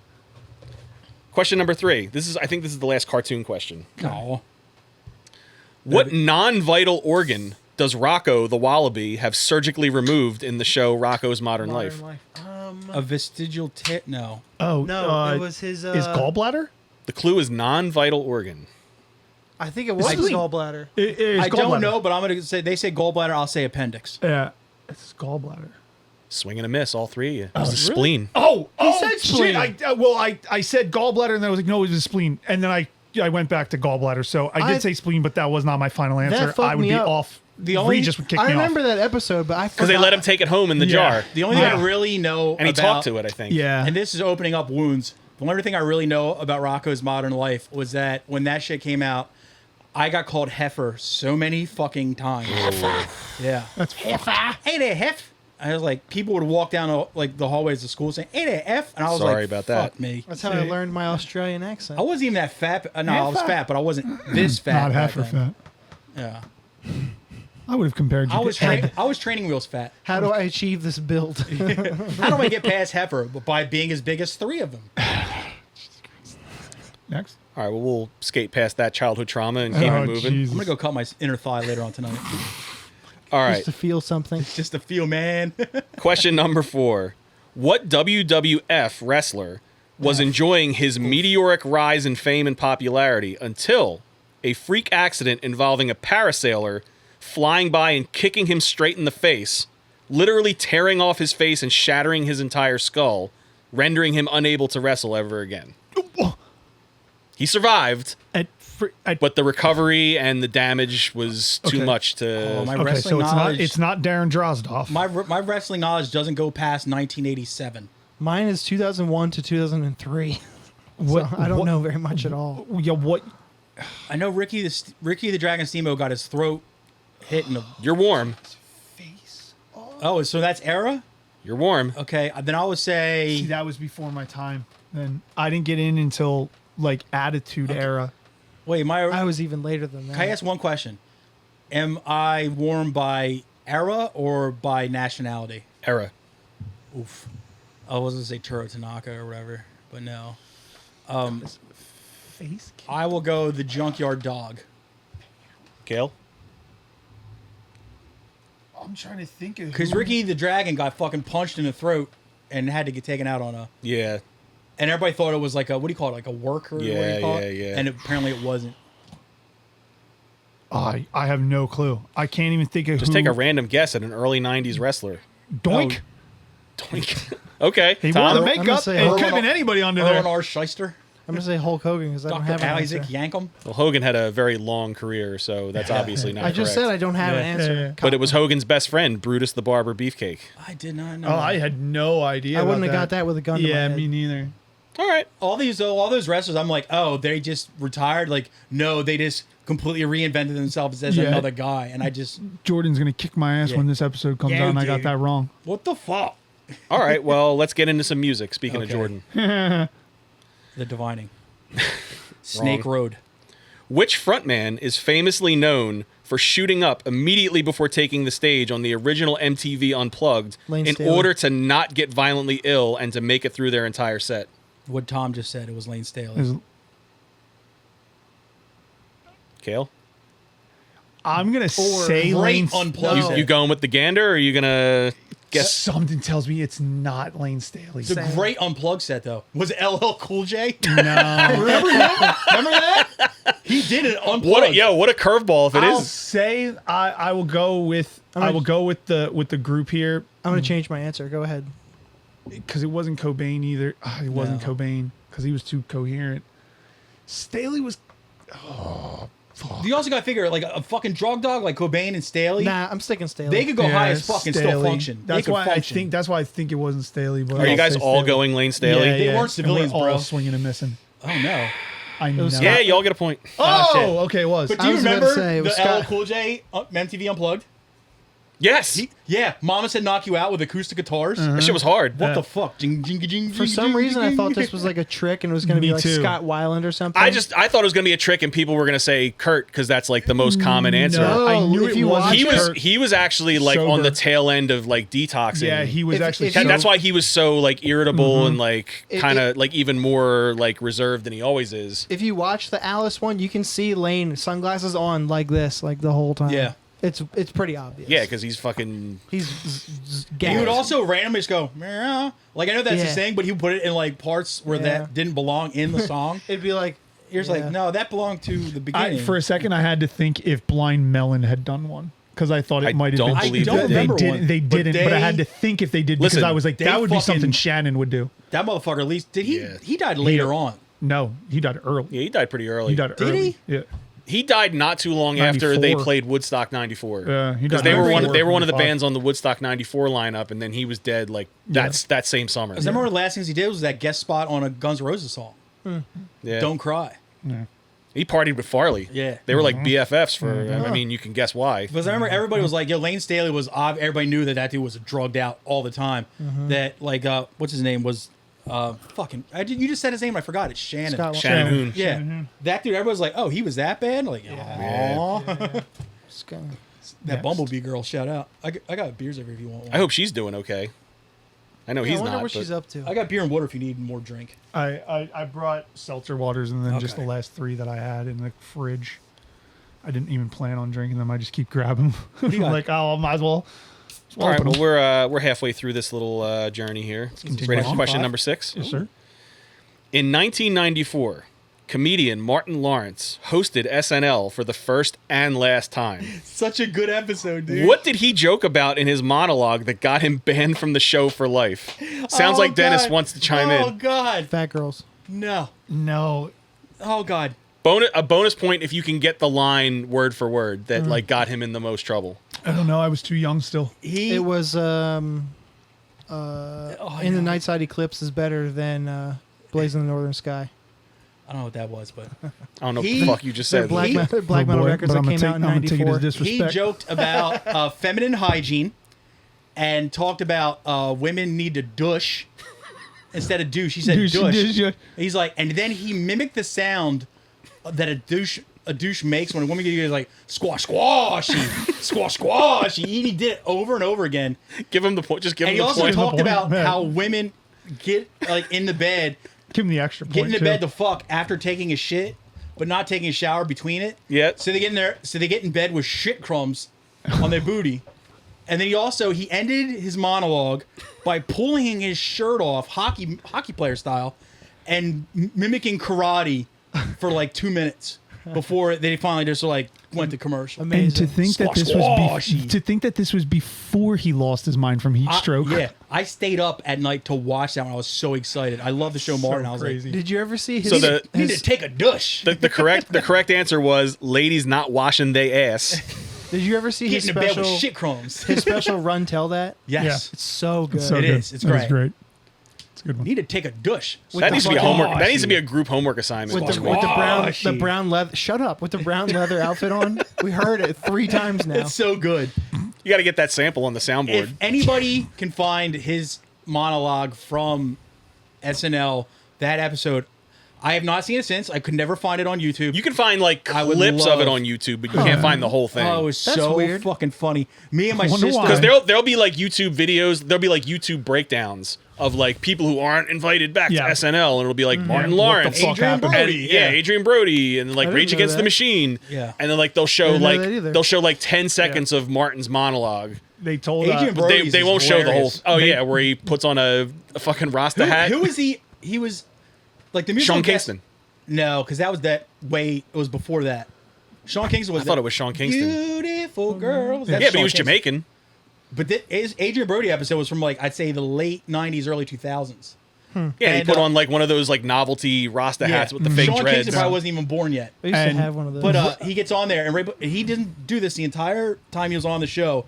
He puts on like the fake Homer Simpson Jamaican dread bag with the dreads. Nice hanging out. try, Narc. And Who's the Narc? The fat Jamaican that guy. fat Rastafarian over there. And he starts going, "Hey yo, blood clot boy, oh," like he starts doing that, and everybody's just like, "All right, you're done." Jesus Christ. It's fucking hilarious. Yeah, Rage.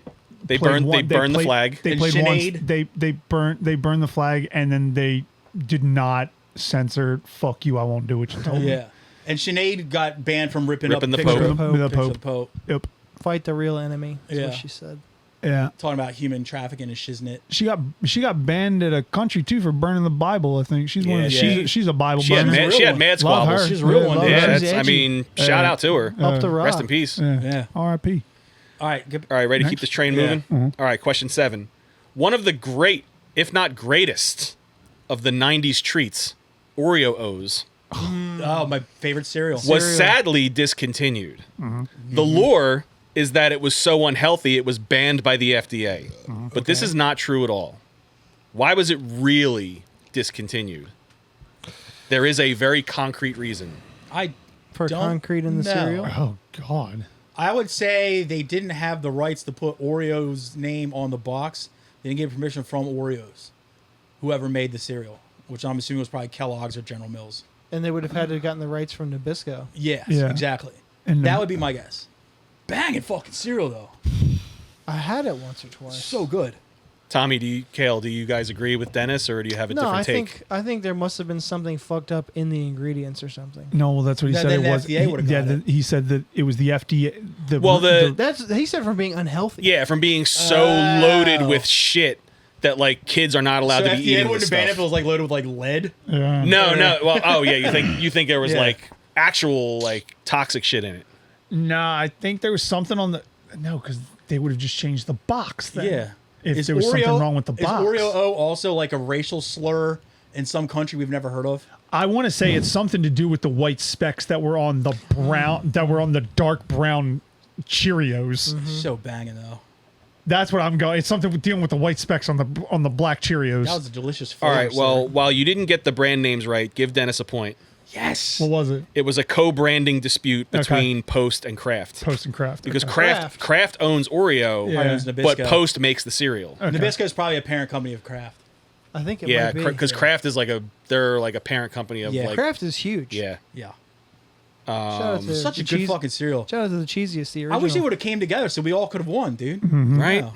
Well, Fuckers. selfish. We were Capitalist talking so much bitches. about corporate mergers, like benefiting us last week, and this is how it hurts This us. is how we got fucked. All right, question number 8. Actors Eric Stoltz and Rosanna Arquette are known for their roles as Lance and Jody, Vincent's heroin dealers in the movie Pulp Fiction.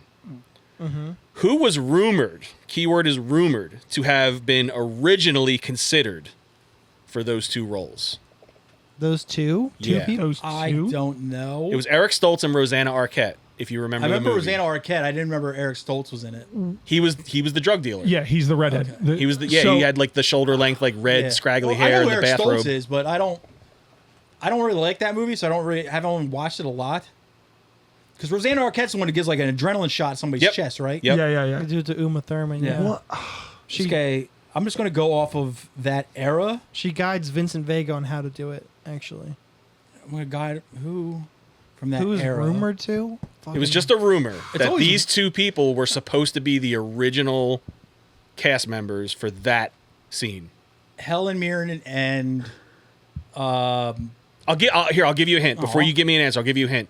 It's a celebrity married couple. okay, I got Like it. actually married in real at life. the time or now? Yes. Are they still married now? at the time? They're not married They are now? not. They're that's not that's married all now? that's all the clues I'm giving. I will say Go ahead. Dennis Rodman and Madonna. I was. call. It a gets very good bigger when I call. pull on it. I would say Kurt Russell and Goldie Hawn. Oh, another good one. It was They're still married though. it was Tom Arnold and Roseanne Barr. Yeah, They actually got it. It was supposed to be Roseanne Barr, but they accidentally hit up Roseanne Arquette for it. Yo, She that was scene next- would have she been was so next in the sick. contact list, yeah. Honey,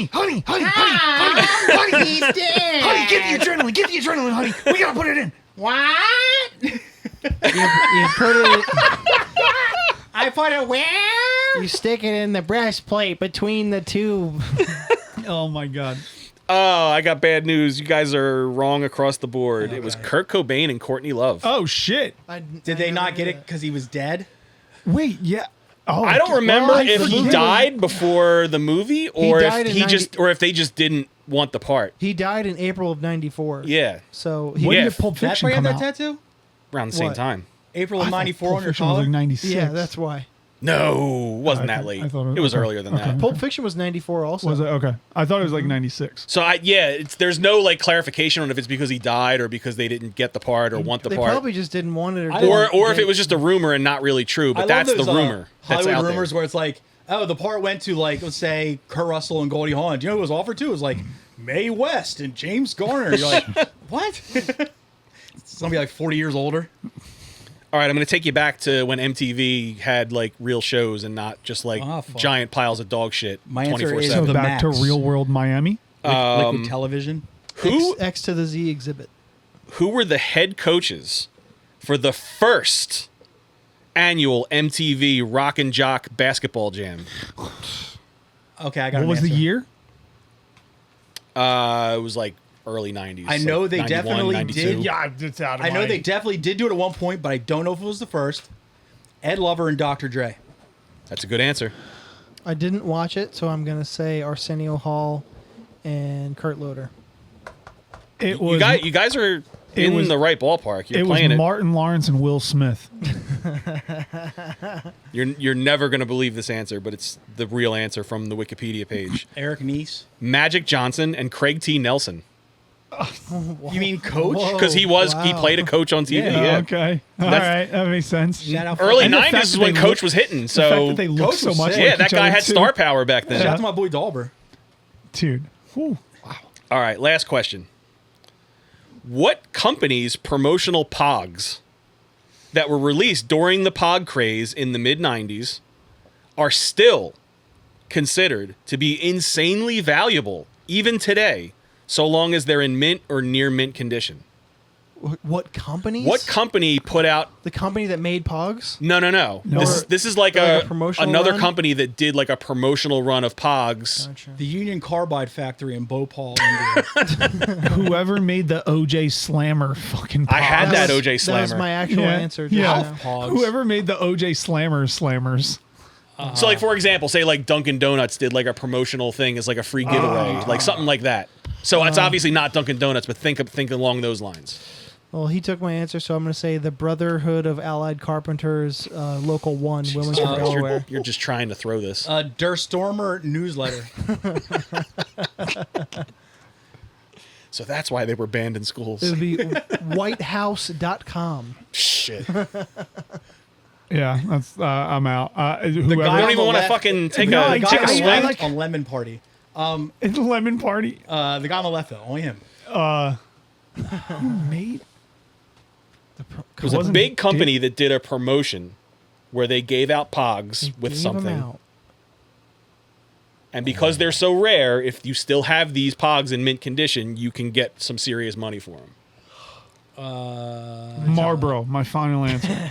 I'm going to tie it back to You're cereal. warmer than these two fuckers. I'm going to tie it back to cereal and say Post Mills. I will say. You was close with Marlboro? Okay, I will say Jack Daniels. Incorrect across the board again. They were promotional Pogs that came in Happy Meals at Motherfucker. McDonald's. Somebody said it. For Jokingly. Marlboro, I was real fucking close at that point. Really? It was either that or I was gonna say, fuck, never mind. Somebody should have said motherfucking McDonald's. Oh, I was gonna say Anheuser-Busch. Just imagine like a Coors Light Beer slammer. drinkers weren't playing Pogs in the fucking 90s. They should have Speak for been. your fucking self. Swank Magazine. Yeah, Hustler. Nice. Imagine just a two, just The Burpee Seed Who Company. won? Dennis. did. Oh, okay, sick. Yeah, he won with 4 points. Yeah, because I was Yeah, 40 'cause in the he was 90s. born in '66. Yeah. Yeah, but you've also been damaging your brain more than any of us, so your memory might not be. I don't know. We broke edge a lot earlier than he did. I lasted till 28, 29, What year was that? Exactly. 1915. Let's do some homework. Yay.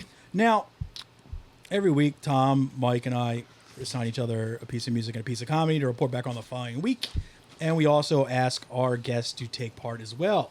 Now, I missed the week before, but I have homework. I did the homework from the episode that Jeremy Tingle did with us.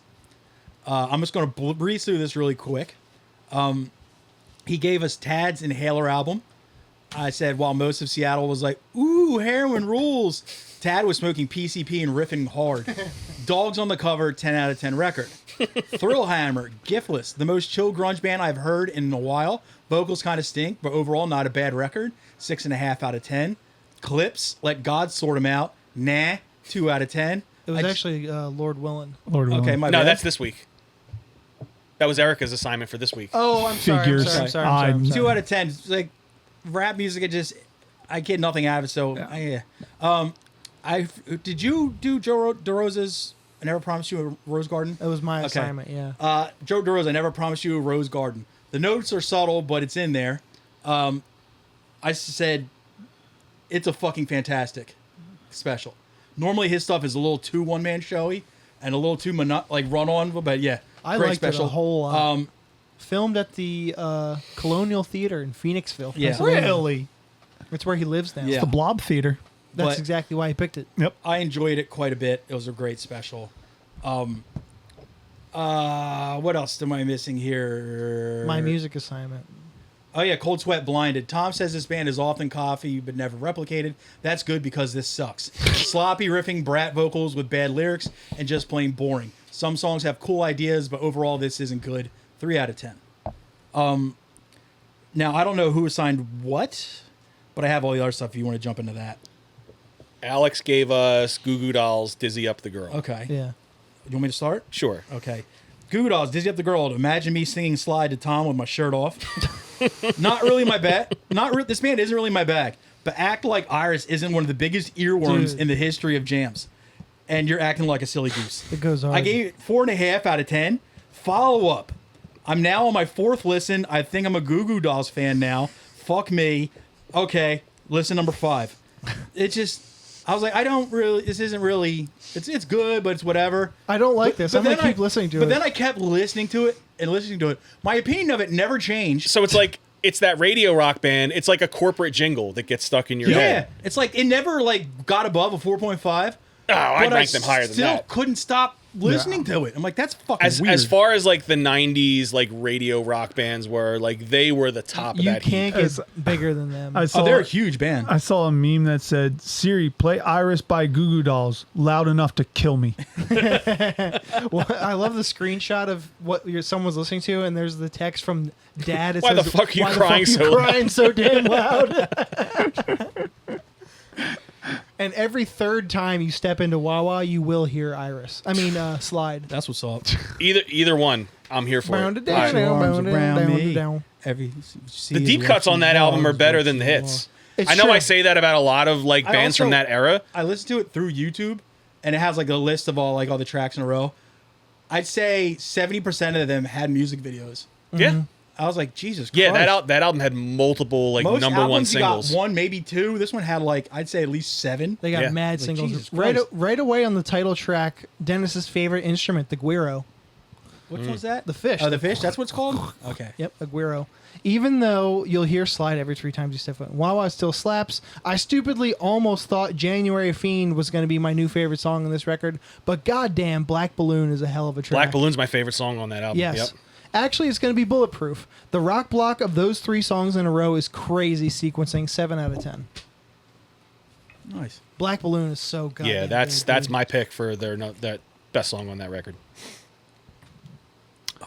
And I think Alex was the one who said the whole record's like about heroin. Yeah, that's the Yeah. thing. Most of those songs Everything are from about that era Yeah, And I was like, about oh heroin. wait. I listened to the lyrics. I was like, oh, it totally is. When you find out even like shit like mean, Alien Black- Ant Farm had songs about Black Balloon is pretty Heroin, on the you're like, fucking oh, nose. Yeah. It's just like half the Third Eye Blind records are about methamphetamine. Yeah. tight. Yeah, it's crazy. Maybe that band doesn't suck. Yeah, I don't like that. yeah. Third Eye Blind So I rules, did a too. bump again, and I bumped again, and she said, Mike, did you go on that one? Yeah, Okay. Yeah. Who brought clips? Erica. Lord willing. Erica did. This is a funny typo. I meant to say the beats are cooler than the one Tingle suggested last week, but I wrote the Bears are cooler than the one Tingle suggested last week. But True. still a nothing hoagie to me. Imagine if they did a concept album only about baseball and soccer and it was called Sports Clips. 2 out of 10. So this album, much like this is the one thing Clips has in common with Dead and Buried. Oh no. The It was in your Will CD it was in Mayhem's your, in it. that your Walkman? yeah, Lord Willin was like the essential like banger like hip hop party music in like 03 and 04. Dude. So like every college we were party. a hip hop parties band? What's that? Dead and Buried was a hip hop party? No, You didn't I'm know it, saying but yeah. the era You had a No, big following. the in era Detroit. that I was living shit. in, like my upperclassmen years of college, like the shit that got regular rotation was that record More like upper ass man. and like a bunch of hardcore bands that I was into at the time, i.e. Dead and Buried. So like I listen to like I hear certain songs from the Dead and Buried catalog, much like I hear songs from this album, and it just takes me immediately back to like those 2 years in school where like I was wilding. For half my life in school, in any cafeteria, I could hear once a week. Yep. Isn't that most? Dude, it's the beat to that That's- clip song. Okay. Yeah, grinding. "Yeah, Is that the one that was like, grinding? Yep. Yeah. Grinding. Intro was dope. That's kind of funny. Something about his voice and the timbre at which he raps, I actually don't really mind. I don't mind listening to that much. If I ever hear the beat to Grindin' or Pharrell's voice again, it'll be too soon. You know there's 2 of them, right? He had cool hats. Something about Their him, voices sound like one guy, but Something about Pharrell bugs the shit out of me. Also, Is it the hats? songs without songs without choruses greater than. Who Wants to Be a Millionaire? Me, and you ain't got no more lifelines was a cool line. I think the song When the Last Time or the beat to it was in NBA Street Volume 2. I can't last stand time it. you heard it like this, It's- smoke something, drink something, get ripped. Dude, Make like- the girls at the party just strip. Because I forgot that NBA Street Volume 2 was 2003. Yo, 10 out of fucking 20 out of 10 record. Fuck I off. never have to hear it again. I heard it so many times. Clips or? That song. Oh. The songs I liked, I really liked, but mostly I did not like the whole 3 out of 10. That album takes me back to so much partying, so taming so much fucking strange. Man, you ain't never partied. Yo. Who are you telling? Me and him we used to party Yeah, together. we partied in the same house at that fucking era, so fuck off. Candace's? No, it was my house before hers. Oh, okay. I'm sorry. Jesus Christ. Don't hit me, sir. Not to cut us off, but can I take a leak real quick? Good guy. Eating and pooping is tight. You ain't. Especially at the listening, same Dixie. time. I've done that. Eating granola bars in the toilet. Oh, dude, the amount Fuck of yeah, dude. Warped Tour days I had to shit in a porta potty while I was eating a sandwich from catering because it was the only times I was getting Fuck yeah. in 110 degrees. Now, Mike brought to us Beach Boys Wild Honey. Mike, I love you. You know that. I can't wait for this. You know I love you, right? You do know I love you, right? We've been friends for nearly 30 years. I love Agreed. you. But fuck you.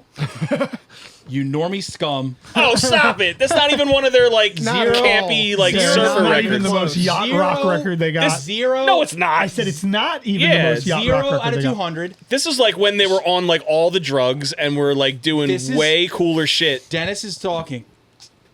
We know. There was a point in time when people would not shut the fuck up to me about the Beach Boys album Pet Sounds. Another Yeah, another that's banger. my whole life. It's like, you gotta fucking, like, it's, like, I know I hate talking about it on here, but centrifuge.net, everybody's talking about Beach Boys Pet Sounds. And I was like, no. Everybody's like, nah, dude, you gotta check it out. And Because that's when they stopped singing about girls and surfing Okay. and cars and started singing about fucking Yes, doing they cool did. drugs. That's fine.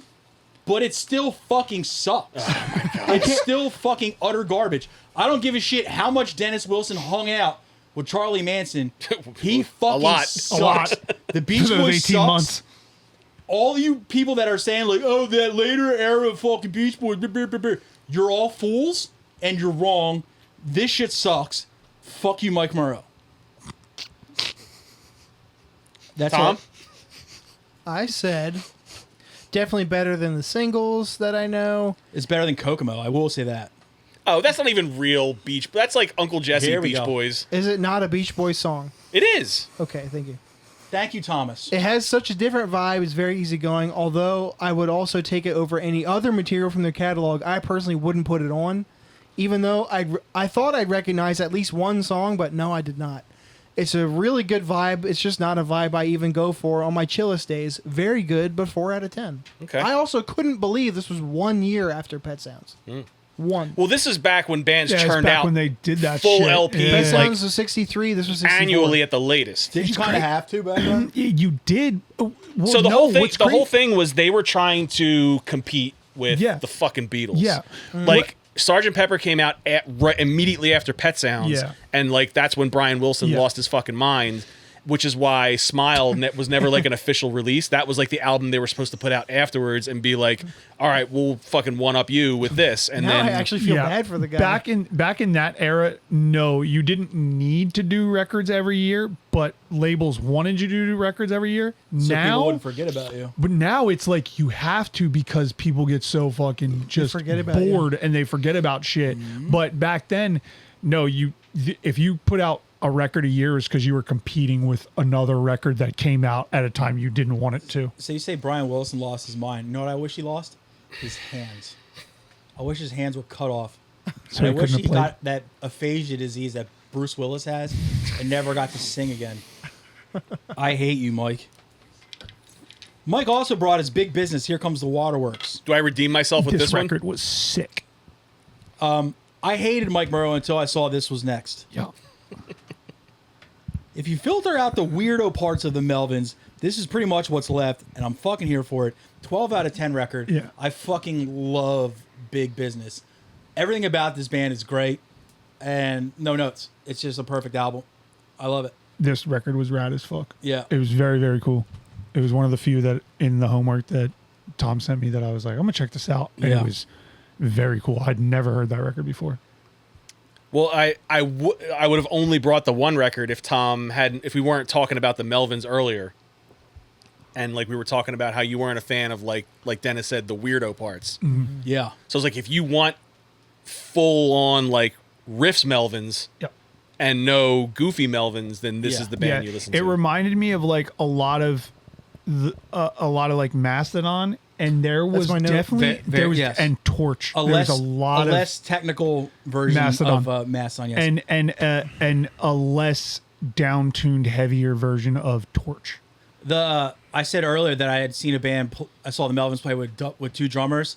It was when the Melvins was basically the Melvins plus the rhythm section of Big Business. Yeah, because they've band. collaborated Okay. and shared members Yeah. That like makes sense for then. years. Okay. Because the bass player did both Okay. bands. Yeah. Okay. And then also Dale Crover and I think their drummer's name was Cody Willis from Big Business were like tandem drummers. And that's when they started doing shows as Melvins as that lineup. And then Melvins Light was just like the 3-piece Melvins lineup.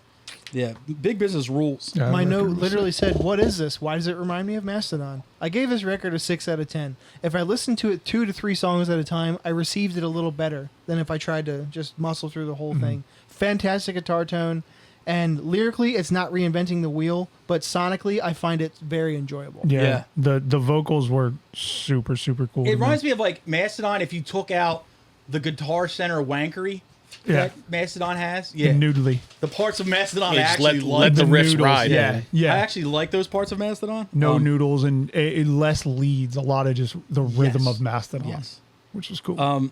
I think this next one was Tom Anatomia. Yep. Anatomia, Corporal Torment.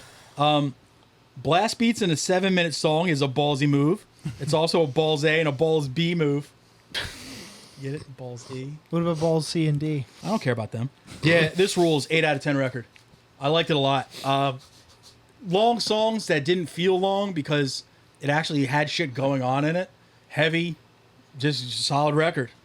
That's all I really had to say about that one. I liked it a lot. So I did a deep dive Real quick, into is this this. a recent album? I think so. Yeah, Is it 2015, I think.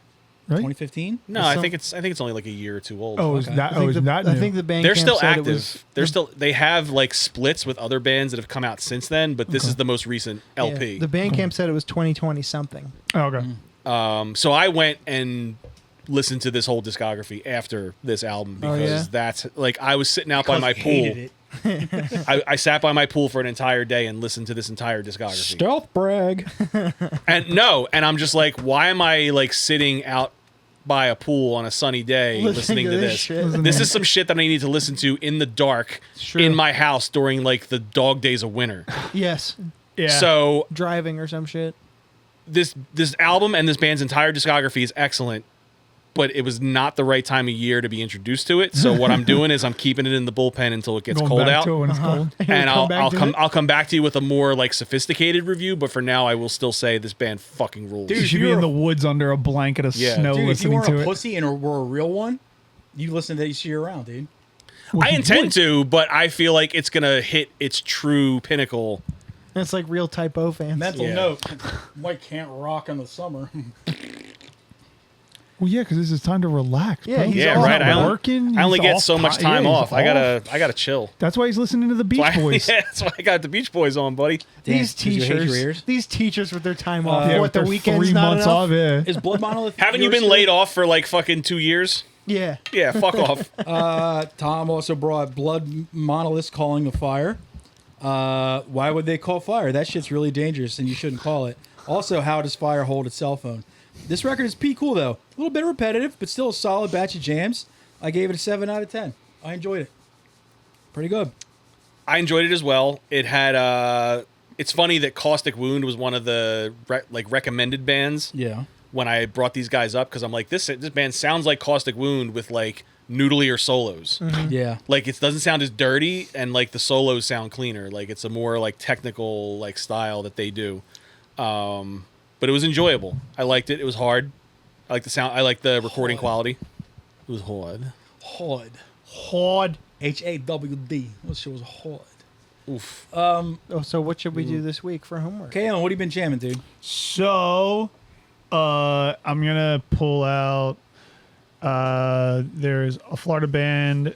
They're called Drosera, Can you spell that, please? and they have Drosera, and I believe the name of their EP is the Empire EP. So that one's real sick. And then that latest Whispers record, which also After if Young Malone? the Yomalok record. I gave Didn't you give that it one? before. Yeah, You gave It's that one fucking already? I loved it. Yeah, I think. So, all right. Well, then fine. If you've already given the record, then I'll give the homework of go watch their set from Sound and Fury, because that is literally one of the best representations of, or maybe not Is that up on representations, but YouTube or is it on like a? it's on YouTube. It's just one of it's such an awesome welcoming for like a foreign band from that area to like come South over, Asian, and right? they're Thailand. from Thailand. Okay. Shout out Gap. Gap is who booked CDC. He's booked every major U.S. hardcore band that has gone over to Thailand to play Bangkok. He's the fucking man. I love the fact that he is so connected with Whispers and able to come over to the States to see like just an end result of all the work that he put in by bringing all of us over there. So also his- shout out Whispers, shout out Gap. I love his store too. Yeah, shout out all of their stores. They Yes. all run the sickest. They all run the sickest vintage stores. So those are the two new ones that I'll give, and then I got your joke just now. Thank you. But he does have a great vintage store. Oh, does he? Yeah. Oh, I saw about why would the Gap. Gap Gap the store. Sorry. No, No, that was my I fault. went right over that. And then Bad is bad. the old a 90s record I'll give, since there was a bunch of 90s records, is Ugly Kid Joe's America's Nice. Least Wanted. Oh, fuck yeah. Christ. Yeah, go. Yeah, I'm sure all of you guys remember it, but I think that record, if some random hardcore band decided to come out and re-release that record with just different lyrics, everybody would go batshit crazy for What is some it? of those riffs. Least wanted what? America's Least Wanted. Wanted. Oh, okay. That's Remember the that- one that came after Ugly as They Want to Be. So even ugly as ugly as they want to be is heavier and harder, I think. But I think that America's Least Wanted is the one that most people, because it's got Neighbor. On Neighbor, it. that's like, and dope. that's going to be the one that that everyone's riff, like, oh, that opening yeah. riff. Come, Which one has the cover of the Statue of Liberty? That's That's America's this Least one. Wanted. With That's their- America's Least Wanted. okay. Yeah. good with rec, their, man. With their That's fucking guy as like the Statue of Liberty. Yeah. Ugly Kid Joe is a Statue of Liberty. Everything. Yeah. Tom, hey. So those are mine. I'm gonna keep up with the Japanese like doomy shit. I only have two more that I wanted to bring to you guys. The first one is a band called Transgressor, and the record is called Beyond Oblivion. Does everything have to be trans these days? I knew it was coming. Sorry. Okay. Was know a who you dresser, voted now for. he's a dresser. Aw. Put a shirt in him. And, What's the album? The next band is called Corrupted, and the record is What was called the Transgressor album called? Beyond Oblivion. That's worse than Oblivion. The next one's called Corrupted. The band is called Corrupted, and the record is called Loss. Is that the new one they just put out? It's a newer. Because Paso Inferior is like one of my favorite records. No, it's not. Here we go. He's got a comment for everything, so just let him have it, I guess. I'm surprised this is up your alley. Okay. Found it. Cool. It found me somehow. Aw. If you search Beyond Oblivion, the first thing that comes up is a Trivium song. That sucks. Even though it's called Lost, Tom still found it. Shut up, Mike. If only I had the cricket sound. All right, you guys all recommended heavier stuff, so I'll give you something a little more easygoing this week. This is a band called Rumor, only spelled Rumer. Oh, like Bruce Willis's daughter. Is it? Yeah. Oh. I always thought she spelled it like normal. Okay. Album's called Leaving It All to Chance. Oh, is that all you have for us this week? Yeah, that's all I'll give this week. It's a lot of homework.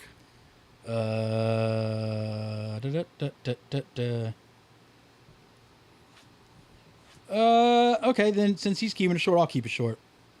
Psych. I have two albums. Actually, no, I have a special and an album. One, it's a very short special though. It's a clean comic, which I normally don't really glom onto. A guy named Aaron Weber. And this special is available on the Nate Land YouTube page, and it's called Signature Dish. I think it's 30 minutes, maybe a little under. And album-wise is a softer record by a band called Cat Power. And the album, my girl. Yeah, and the album is called Moonpix. Pix is spelled Pix. Yeah, me and Jordan went to see her I saw. in. Yeah, Jordan loves. Yeah, As we Cap went. Hour, or did you Cap when she did that solo thing? We went to Keswick Theater. I think it was part of the solo thing, but all she did was play Cap Hour songs. Yeah. Yeah, it was pretty. It was pretty cool. I We went had to a nice one of little them date. when she was doing a solo thing. It was mostly Cat Power songs, but she did a really cool Sonic Youth cover too. It was Or- pretty awesome. Was it me and Jordan or me and Mark? I think it was me and Mark. I know Jordan loves Cap Hour, so it might have been does him. too. I think it was. Yeah, but so I does think it Mark. might have been Mark. Either way, whoever it was, But one of the that's two of you. I love you all both. Fuck that off. I have for you. Yeah. Thanks for listening. We'll see everybody next week. Thank you, Kaelin, for coming and hanging. Thank you for having me. I appreciate Can you. can I give a little plug? We got may. a show coming up. Yeah. Yes. the Oh, yeah. fucking- Saturday, August 30th at Johnny Brenda's in Philadelphia. My band Sunburster is playing with the mighty Conan, It's like- and also Mares of Thrace, who are also extremely heavy and good, are playing with us, and it's going to be a killer show. We will have a QR code that you can scan to pre-order our new LP, which is finishing the pressing process as we speak. I mean, we'll have our regular merch. We won't have our record there, but you can pre-order it at that show. Nice. Thanks for, if you want to support this podcast further, patreon.com/IRRANDILL. $3 a month, extra episode a week, free case of rap snacks, and all kinds of shit coming up. Irrelevant and illiterate from Virginia episodes coming soon. And other than that, we will see everybody next week. Bye. Tommy, hit the intro. Oh, yeah, yeah. I love you more than I can say. I love you twice as much tomorrow. Love you more than I can say. Oh, yeah, yeah. I miss you every single day. Why must my life be feel so long? I love you more than I can say. Thank you.